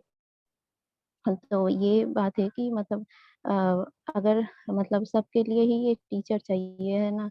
तो हम जो कुछ भी पढ़ते हैं, फिजिक्स केमिस्ट्री मैथ जो भी पढ़ते हैं, तो उसके लिए टीचर चाहिए। तो आत्मा को वो समझने के विज्ञान जिसको पता है, गुरु को उसके पास जाना चाहिए, उनके पास, और समझना चाहिए। ऐसे हम अपने बुद्धि से नहीं समझ सकते हैं। तो ये भी था। और जितना भी यहाँ पर दिया गया है कि जितना भी हम सुखी क्यों ना हो, मतलब मेटेरियली, जैसे अमेरिका वगैरह में तो लोग बहुत ही, उनके पास तो कोई प्रॉब्लम नहीं था। हिप्पीज जो वो भी बने हुए थे, तो प्रभुपाद जी के बिना वो इस सिचुएशन से निकल भी नहीं पाते शायद। तो शायद निकल नहीं पाते। तो अभी यही है कि जो भी मतलब आध्यात्मिक जो प्रगति करना है तो वो गुरु से ही हो सकते हैं। तो और मतलब ये जो भौतिक जो हम बोलते हैं कि बहुत ही उन्नत, लेकिन मतलब जो चार जो प्रॉब्लम होते हैं, जन्म मृत्यु जरा व्याधि, इसको खत्म नहीं कर सकते हैं। और ये जो हम प्रगति करते हैं, जैसे यहाँ पर चाँद का उदाहरण दिया गया है, तो अगर मतलब किसी भी क्षण वो नष्ट हो जा सकते हैं, है ना। तो मतलब ऐसा नहीं कि हम मतलब उन्नति कर रहे हैं, हमको ऐसा लगता है, लेकिन एक्चुअली हम कुछ भी नहीं कर रहे हैं। हम और भी माया में और भी जा रहे हैं। तो यही था। तो अर्जुन जी की जो दुविधा थी तो वो यही था कि भौतिक जो समस्या है तो उसको कैसे दूर किया जाए। तो उनके जो फैमिली में जो समस्या था उसमें वो फंस गए थे। तो उनको पता था कि ये मतलब दुविधा है, लेकिन वो बाहर नहीं निकल पा रहे थे इससे। कि फैमिली में जैसे वहां पर दिया गया है कि जो एक स्किन डिजीज के तरह वो लोग फैमिली में रह जाते हैं। तो अर्जुन जी को ये समझ में आ रहा था, लेकिन उसको सही रास्ता नहीं पता था कैसे निकल आए। तो उसके लिए उन्होंने कृष्ण जी को गुरु के पास समर्पण किया। तो यही है। जी हरे कृष्ण प्रभु। जी जी माता जी, धन्यवाद। बहुत ही विस्तार से आपने समझाया सारे बिंदुओं को। तो मुख्य मुख्य बिंदु जो थे, संसार दावा नल नीड लोका, जैसे मंगल आरती में भी बोलते हैं कि गुरु आश्रम उसको बोलते हैं। तो उसमें हम बोलते हैं कि गुरु क्या करता है, संसार ये कहता है दावानल यानी जंगल की आग की तरह है। और गुरु उसमें क्या है, गुरु उसमें एक बादल की तरह है। जैसे बादल बरसता है ना जंगल में, तो सारी आग बुझ जाती है। इसी प्रकार हमारा जीवन एक जंगल की आग की तरह है। और गुरु क्या करता है उसमें, गुरु अपनी ठंडक देता है, अपना ज्ञान देता है, जिससे संसार की जो समस्या है वो सारी वो हल हो जाती है। तो गुरु की शरण में गए बिना नहीं होती। दूसरा, जब तक हम गुरु की शरण में नहीं जाते तो अपने प्रयास से हम भगवान की प्राप्ति नहीं कर सकते। चैतन्य चरितामृत में लिखा है, जैसे माता जी ने बोला, ब्रह्मांडे भ्रमिते कोनो भाग्यवान जीवा, गुरु कृष्णा प्रसादे पाए भक्ति लता बीजा। तो ब्रह्मांडे भ्रमिते यानी अनेक योनियों में कोई जीवात्मा भटकती रहती है, लेकिन जैसी वो गुरु और कृष्ण की कृपा प्राप्त करती है, वैसी भक्ति लता बीजा, गुरु कृष्ण प्रसादे पावे भक्ति लता बीजा, तो वैसे उसके मन में भक्ति जागृत हो जाती है। तो गुरु आपको क्या देता है, गुरु आपको कृष्ण देता है। ठीक है, तो गुरु हमेशा आपको कृष्ण देगा, तो कृष्ण आपको गुरु से ही मिलेंगे। तो जैसे हम देखते हैं, जो कृष्ण का प्राकट्य हुआ जब, तो कैसे हुआ, जब भी संसार में कोई बच्चा पैदा होता है तो कैसे होता है, माता पिता जब मिलते हैं, है ना, तो उनका जब मिलन होता है उससे बच्चा होता है।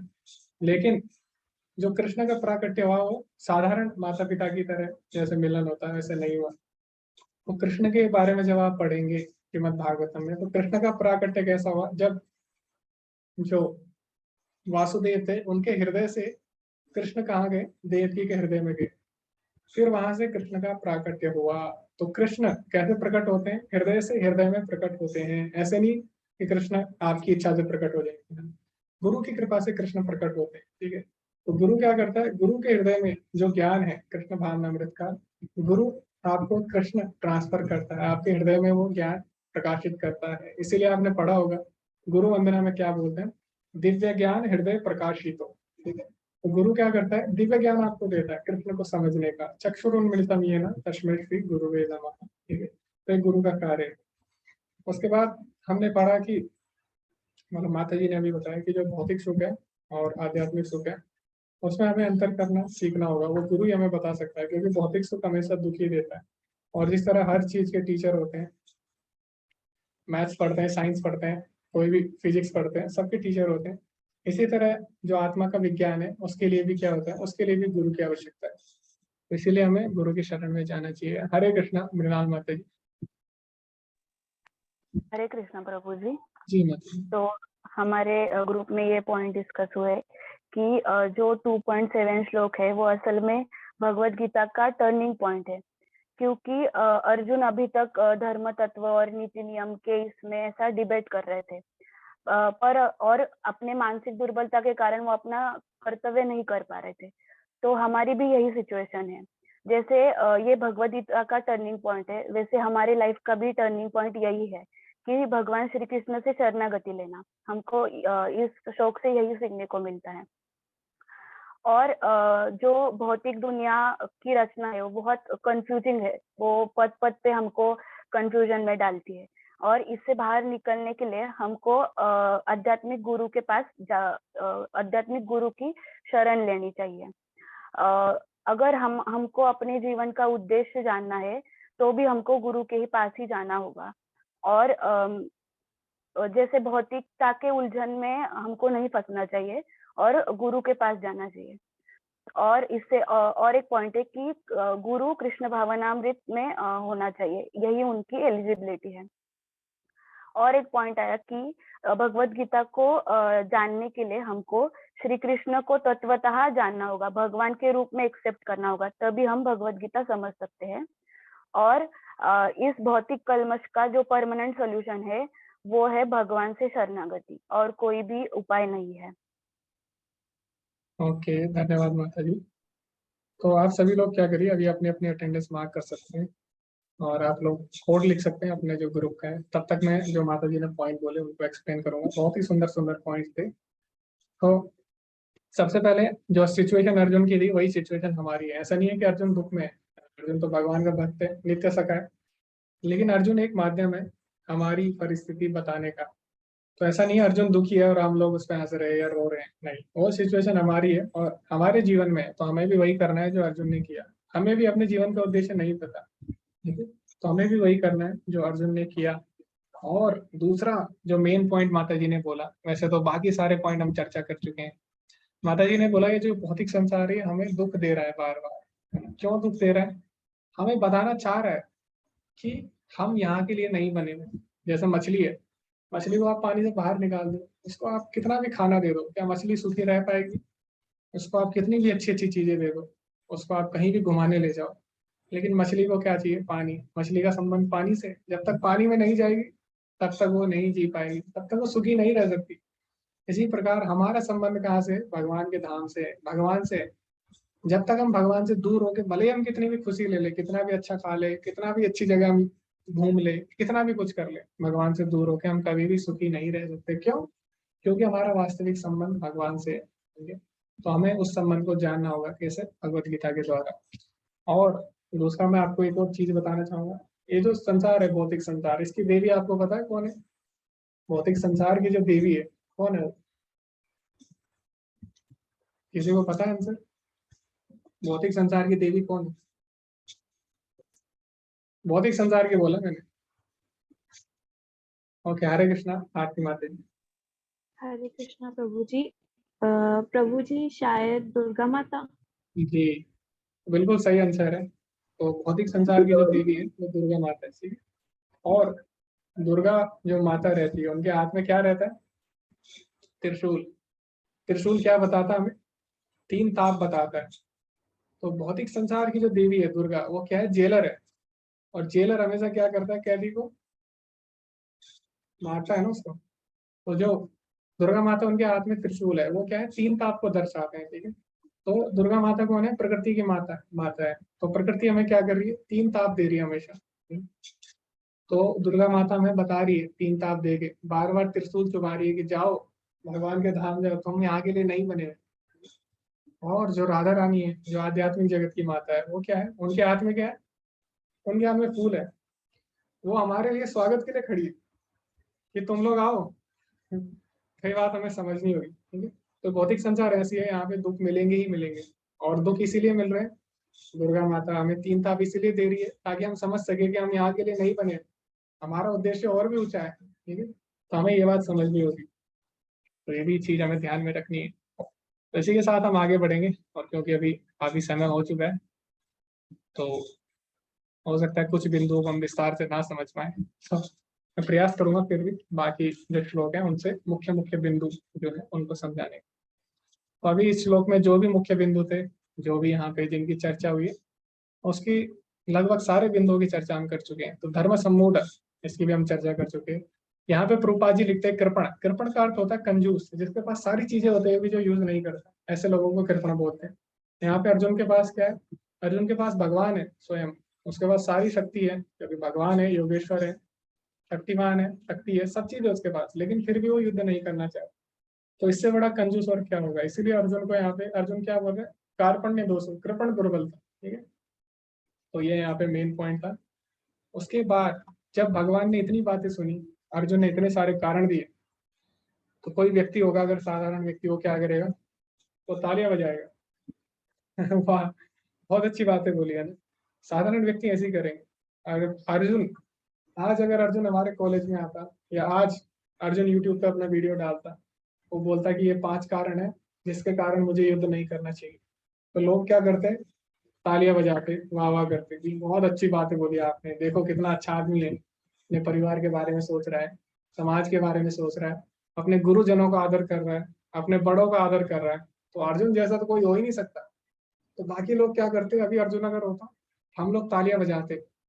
क्यों? क्योंकि हमारी बुद्धि इतनी नहीं है, हमें लगता है अर्जुन ने जो बोला वो सही है। लेकिन भगवान ने क्या बोला? क्या भगवान ने तालियां बजाई? नहीं, भगवान ने अर्जुन को डांटा। भगवान ने बोला तुम बहुत अच्छी बातें करते हो, लेकिन तुमने जो भी बोला बिल्कुल गलत बोला। भगवान ने बोला बातें तो तुमने पंडितों वाली की है। ठीक है, अभी मैं श्लोक पढ़ता हूँ। अशोच्यानन्वशोचस्तम प्रज्ञावादाश्च भासते गतासु नागतासु च नानुशोचन्ति पंडिता। तो भगवान ने बोला बातें तो तुमने पंडितों वाली की है, ऐसे विद्वान की तरह की है, लेकिन वास्तव में तुम एक मूर्ख हो और तुम्हें जीवन के जो मूल्य है उनका बिल्कुल भी ज्ञान नहीं है। क्यों? क्योंकि तुम जो सोच रहे हो शरीर के स्तर पर सोच रहे हो। ठीक है, लेकिन वास्तव में हम लोग शरीर नहीं है, हम लोग क्या है? आत्मा है।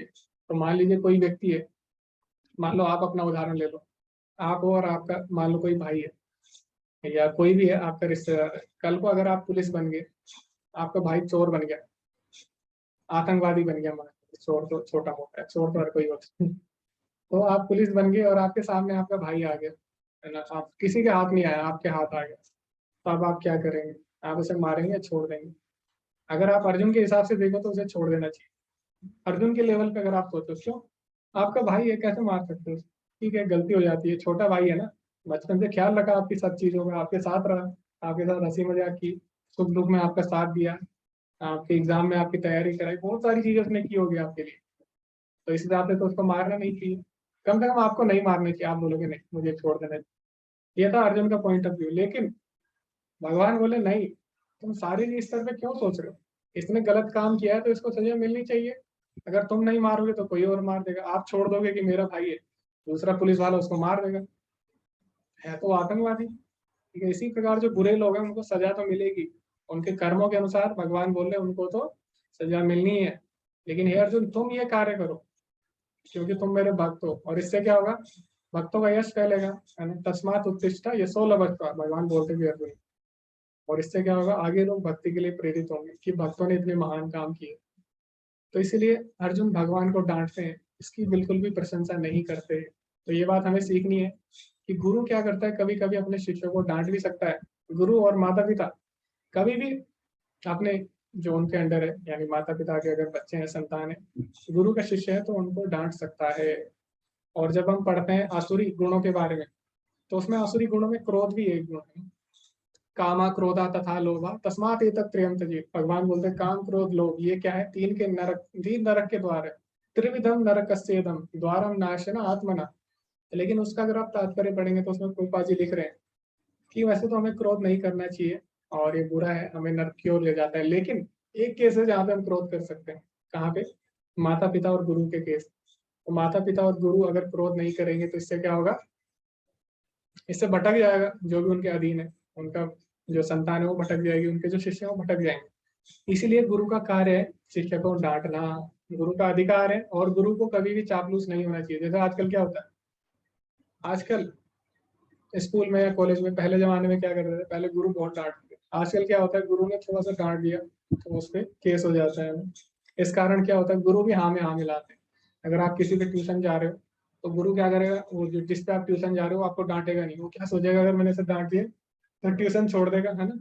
तो ये गुरु का काम नहीं है चापलूसी करना। ठीक है, गुरु का काम है शिष्य को डांटना। गुरु कभी भी हाँ में हाँ नहीं मिलाएगा। तो यही हमें कृष्ण यहाँ पे सिखा रहे हैं, यही हमें इससे सीखना है। ठीक है, यहाँ पे प्रभुपाद जी क्या बोल रहे हैं वो भी हम एक बार पढ़ लेते हैं। इसी के बारे में प्रभुपाद जी ने बोला है। चाणक्य पंडित ने पिता और शिक्षक को सलाह दी है कि आपको हमेशा अपने बेटे और शिष्य को दंड देना चाहिए, उसको डांटना चाहिए, हमेशा गलती का पता लगाएं, उसकी गलती ढूंढना चाहिए। गुरु का काम है कमी ढूंढना, वैष्णव का काम है किसी में कमी नहीं देखना। वैष्णव हमेशा अच्छी चीजें देखता है, अच्छी चीजें सीखता है। लेकिन जब वो गुरु की भूमिका में होता है तो गुरु का काम होता है शिष्य में कमी ढूंढना। यानी आप कितना भी अच्छा बोले, गुरु उसमें से ये नहीं कि आपकी तारीफ करेगा अच्छा से ढूंढ के, नहीं, गुरु को उसमें से गलत ढूंढना है, क्योंकि ये गुरु का काम है। ठीक है, हमेशा गलती का पता लगाएं, नाराज ना हो। लेकिन यहाँ शिक्षक और पिता का काम है कि आप अपनी गलतियों का पता लगाएं, ना कि अपनी अच्छी चीजों का पता लगाएं। शिष्य के व्यवसाय या बेटे के व्यवसाय को कभी भी बहुत अच्छा ना समझे, फिर खराब कर देंगे। चाणक्य मुनि का यही आदेश है कि आप अगर अपने पुत्र की, अपने शिष्य की अगर आप तारीफ करेंगे तो क्या होगा, उसका जीवन बर्बाद कर देंगे आप। क्यों? क्योंकि माता पिता और गुरु का काम ही है उसकी कमियां ढूंढना और उसमें सुधार करवाना। तो ऐसा है नहीं कि अगर आपका बेटा की आप हमेशा प्रशंसा कर रहे हैं, इसका मतलब ये नहीं है कि आपका बेटा परफेक्ट है, ऐसा हो ही नहीं सकता। कहीं ना कहीं कुछ ना कुछ कमी होगी। तो गुरु का काम है माता पिता का वो कमी ढूंढना और उसमें सुधार करना। रूपा जी बोल रहे हैं इसका बुरा मत माने अगर कोई आपको डांट दे आपको गुरु, ठीक है। तो जहां तक हमारा संबंध है, अब रूपा जी अपने बारे में बोल रहे हैं, जब हमारे आध्यात्मिक गुरु दंड देते थे तो हम इसे आशीर्वाद के रूप में लेते थे, यह बहुत अच्छा था। और वह किसी भी चीज की तरह दंड देगा, अरे दूर, मूर्ख मूर्ख ऐसे बोलेगा। रूपा जी बोले सब कुछ अच्छे हैं एकदम, बहुत ही अच्छे शब्द है। तो गुरु कभी डांटे तो उसे आशीर्वाद की तरह लेना चाहिए, क्योंकि गुरु सबको नहीं डांट रहे। ऐसा तो नहीं है गुरु सबको डांट रहे सड़क से चलते हुए किसी को भी। गुरु आपको डांट रहे हैं, क्यों? क्योंकि आपसे प्रेम करते हैं ना, आपकी कमियां सुधारना चाहते हैं, इसीलिए तो आपको डांटा होगा। तो आपको बुरा नहीं मानना चाहिए कभी माता पिता अगर गुरु डांटते हैं। जैसे प्रभुपाद जी भी कभी कभी बोलते हैं रास्कल, है ना। प्रभुपाद जी रास्कल बोलते थे अपने डिसाइपल्स को, या किसी को भी बोल देते थे। क्यों? क्योंकि ये गुरु का काम है डांटना अपने शिष्य को। तो ऐसा नहीं है कि उनके शिष्य ने उनको छोड़ दिया, नाराज हो गए, नहीं। वो तो और ज्यादा खुश होते थे कि आज प्रभुपाद जी ने उनको रास्कल बोला। तो ऐसा हमें सोचना चाहिए। इसी के साथ जो आज का अध्याय है वो समाप्त हुआ। आज के अध्याय में हमने मुख्य मुख्य जो चीजें थी वो क्या सीखी, कि जन्म द्वारा निर्धारित नहीं होती वर्ण व्यवस्था, और उसके हमने तर्क भी दिए।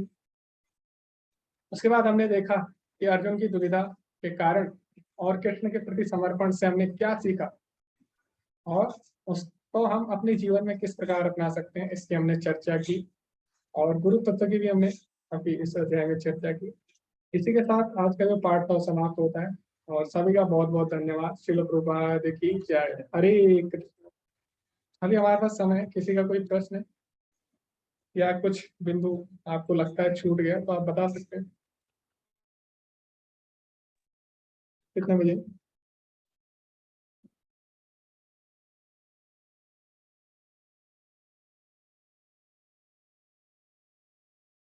हरे कृष्णा। हरे कृष्णा प्रभु जी। जी प्रभु जी एक प्रश्न था, जब 7वां अध्याय का तात्पर्य हम लोग पढ़ रहे थे ना, तो उसमें एक जगह लिखा आता है कि अर्जुन जो है वो भगवत गीता के प्रथम शिष्य हैं। तो इस पे हालांकि हमने डिस्कस भी किया, लेकिन फिर भी मैं एक बार पूछना चाहता हूँ आपसे कि भगवत गीता का ज्ञान तो पहले भी लोगों को दिया गया, तो ऐसा क्यों लिखा गया कि अर्जुन ही प्रथम शिष्य हैं? क्या ये इसलिए था कि गुरु शिष्य परंपरा टूट गई थी, या फिर इसके पीछे कोई और रीजन है? जो नई परंपरा भगवान ने दोबारा स्थापित की, जैसे कि भगवान ने बोला सकाले नियमता यौवन परंपरा, उस परंपरा के अर्जुन पहले शिष्य थे। अच्छा प्रभु जी। जी, इसका मतलब हरे कृष्ण। तो काफी अच्छा प्रश्न आया आपके मन में, और ये जो लोग ध्यान से पढ़ते हैं उनके मन में प्रश्न आता ही आता है। तो इसको बहुत लोगों ने पहले भी चर्चा की इस पर, यानी आप लोग बिल्कुल ध्यान से पढ़ रहे हैं भगवद गीता को, इसका अर्थ ये। हरे कृष्णा। किसी का कोई प्रश्न है और बता सकते हैं, या किसी को कोई पॉइंट बताना हो? ओके जी, शंपिता माता जी आप चैट में लिख सकते हैं। हरे कृष्णा। विवेक प्रभु। प्रभु जी दुर्गा माता जी के त्रिशूल के 3 ताप कौन कौन से हैं? ओके जी, तो प्रभु जी को दुर्गा माता जी के त्रिशूल के बारे में जानना है डिटेल में। तो सबसे पहला आध्यात्मिक ताप, आदि दैविक, और फिर आदि भौतिक ताप। तो जो आध्यात्मिक ताप होता है वो कैसे आता है? वो आता है हमारे मन से। तो सबसे पहले मैं आपको समझाता हूँ आदि भौतिक ताप कैसे आता है। आदि भौतिक ताप आता है हमारे शरीर के कारण, ठीक है। यानी हमारे शरीर को जब बाहरी चीजों से नुकसान पहुंचता है, मान लो आप जा रहे हो, आप नहीं, मान लीजिए कोई जा रहा है और क्या हुआ, अचानक पीछे से किसी ने उसको टक्कर मार दी, या फिर कोई है अच्छा खासा था लेकिन उसको मच्छर ने काट दिया, कोई बहुत बड़ा व्यक्ति था लेकिन उसकी कार एक्सीडेंट में मृत्यु हो गई। जैसे अभी हमने पढ़ा कुछ दिन पहले ही, एक बड़े उद्योगपति थे, हाँ, उनकी कार एक्सीडेंट में मृत्यु होगी। तो इतने अमीर होते हुए भी, इतना सब कुछ होते हुए भी, जैसे विपिन रावत जी थे, तो वो जब शहीद हुए तो वो तो सेना के, तीनों सेना के होते हैं, चीना सेना के अध्यक्ष मतलब थे, सबसे ऊपर थे, ठीक है। लेकिन फिर भी क्या हुआ, बाहरी कारण के कारण, है ना, वो शहीद हो गए, ठीक है। तो कहीं कभी हमारे पास शक्ति होते हुए, सारी पावर होते हुए, हमारे पास सारा धन होते हुए, तो क्या होता है, कभी कभी हम बाहर के जो कारण होते हैं, यानी उन्हें बोलते हैं आदि भौतिक कारण, उनसे हमारे को दुख मिलते हैं। लेकिन हमने नहीं चाहा, लेकिन दूसरे के कारण दुख है, तो इसमें उनकी गलती नहीं थी, किसी ने उसको मार दिया। आप सो रहे हो, मच्छर आया, उसने काट लिया, तो मच्छर ने आपको दुख पहुंचा दिया। तो बाहर से जो हमें दुख मिलते हैं दूसरे जीवों के कारण, उसको हम बोलते हैं आदि भौतिक। उसके बाद कुछ दुख होते हैं, मान लीजिए आपने, ठीक है, आपने सोचा नहीं आदि भौतिक दुख से मैं बच लूंगा, मैं क्या करूंगा, घर के अंदर रहूंगा, मैं अपने चारों तरफ एक न्यूक्लियर वॉल बना दूंगा, चारों तरफ में सिक्योरिटी रख दूंगा, फिर भी आप नहीं बच सकते। दूसरा जो दुख है वो बहुत ही बेकार है, वो है आध्यात्मिक दुख, यानी मानसिक दुख। वो आ जाता है, जैसे अभी अर्जुन का है, वो क्या है, आध्यात्मिक दुख। ठीक है, आपको डिप्रेशन आना, आपको क्रोध आना, आपको लालच आना, ये सब क्या है, आध्यात्मिक क्लेश है। इसके कारण जो सेलिब्रिटी होते हैं वो सुसाइड कर लेते हैं, तो उनको आदि भौतिक दुख नहीं आया, किसी ने उनको मारा नहीं, लेकिन आध्यात्मिक दुख आ गया। अब आप सोचे नहीं, मैं योगा करूंगा, मेडिटेशन करूंगा, मनोरंजन करूंगा, मैं आध्यात्मिक भी सही रहूंगा, भौतिक भी सही रहूंगा, लेकिन जो तीसरा दुख है, अब वो आपको नहीं छोड़ेगा। तीसरा दुख कौन सा है, आदि दैविक। उसमें क्या होगा, बाढ़ आ जाएगी, भूकंप आ जाएगा, बादल फट जाएगा, प्रकृति के आगे आपकी एक भी नहीं चलेगी, चाहे आप कितने भी बॉडीगार्ड रख ले, कितने भी सिक्योरिटी रख ले, प्रकृति के आगे किसी की नहीं चलने वाली। ठीक है, तो तीसरा दुख आपको सताएगा। तो तीन दुखों से कभी भी कोई भी व्यक्ति नहीं बच सकता, चाहे कितना भी उसके पास धन हो, कितना भी सिक्योरिटी हो, कितना भी कुछ हो, नहीं बच। तो ये तीन दुख है जिससे हमेशा सबको गुजरना ही पड़ता है। कोई ना कोई दुख आपके जीवन में आएगा ही आएगा, किसी न किसी तरह से। तो यह था माया देवी के त्रिशूल के बारे में। ओके,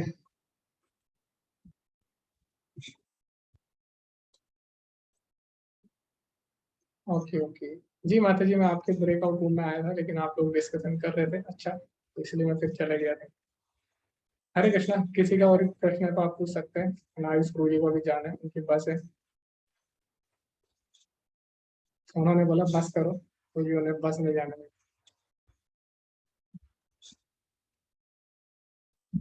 जी माता जी, जो भी इस संसार में सभी को ये दुख आएंगे, तो ऐसा नहीं है भक्त के जीवन में दुख नहीं आते। ठीक है, भक्त के जीवन में भी दुख आएंगे, ऐसा नहीं हम भक्ति करेंगे तो भगवान ने कहीं नहीं बोला भगवत गीता में कि जो भक्ति करते हैं उनके जीवन में दुख नहीं आते।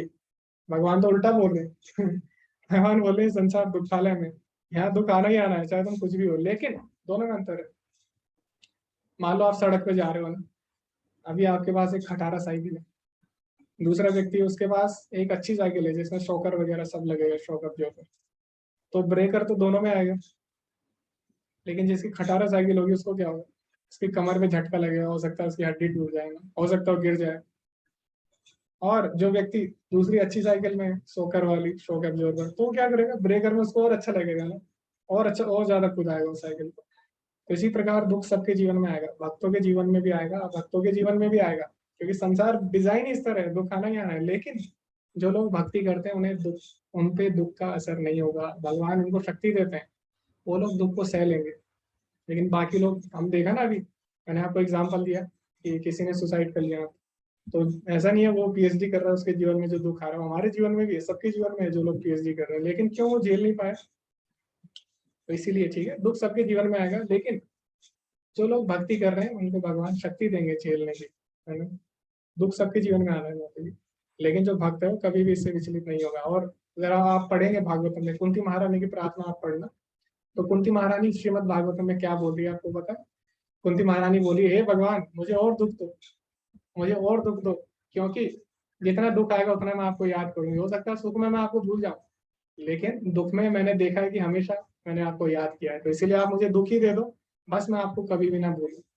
तो भगवान के भक्त बोले, भले ही आप कितने भी ब्रेकर बना दो सड़क पे, लेकिन आप हमें शॉकर वाली साइकिल दे दो तो वही बात होगी माता जी। ठीक है, तो भक्तों के जीवन में भी दुख आएंगे, लेकिन भक्त उसको आस्ते आस्ते झेल लेते हैं। ठीक है, भगवान यही बोलते हैं भगवद गीता में, शीतोष्ण सुख दुखे तथा मान अपमान। जो भगवान के दो भक्त होते हैं, शीत उष्ण सर्दी गर्मी सुख दुख मान अपमान में समान रहते, विचलित नहीं होते उससे।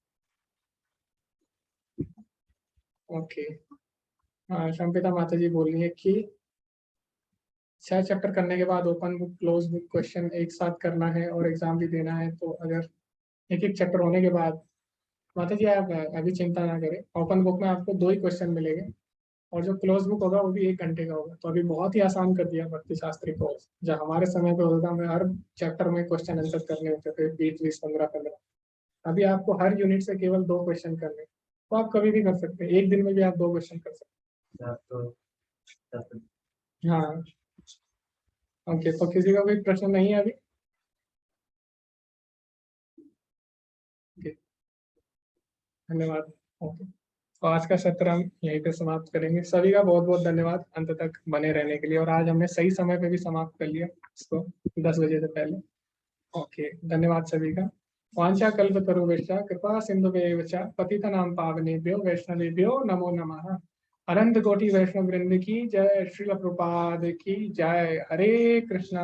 धन्यवाद सभी का। सभी लोग मंगल आरती में आए सुबह, और इसी तरह आप लोग जुड़े रहिए। हरे कृष्णा।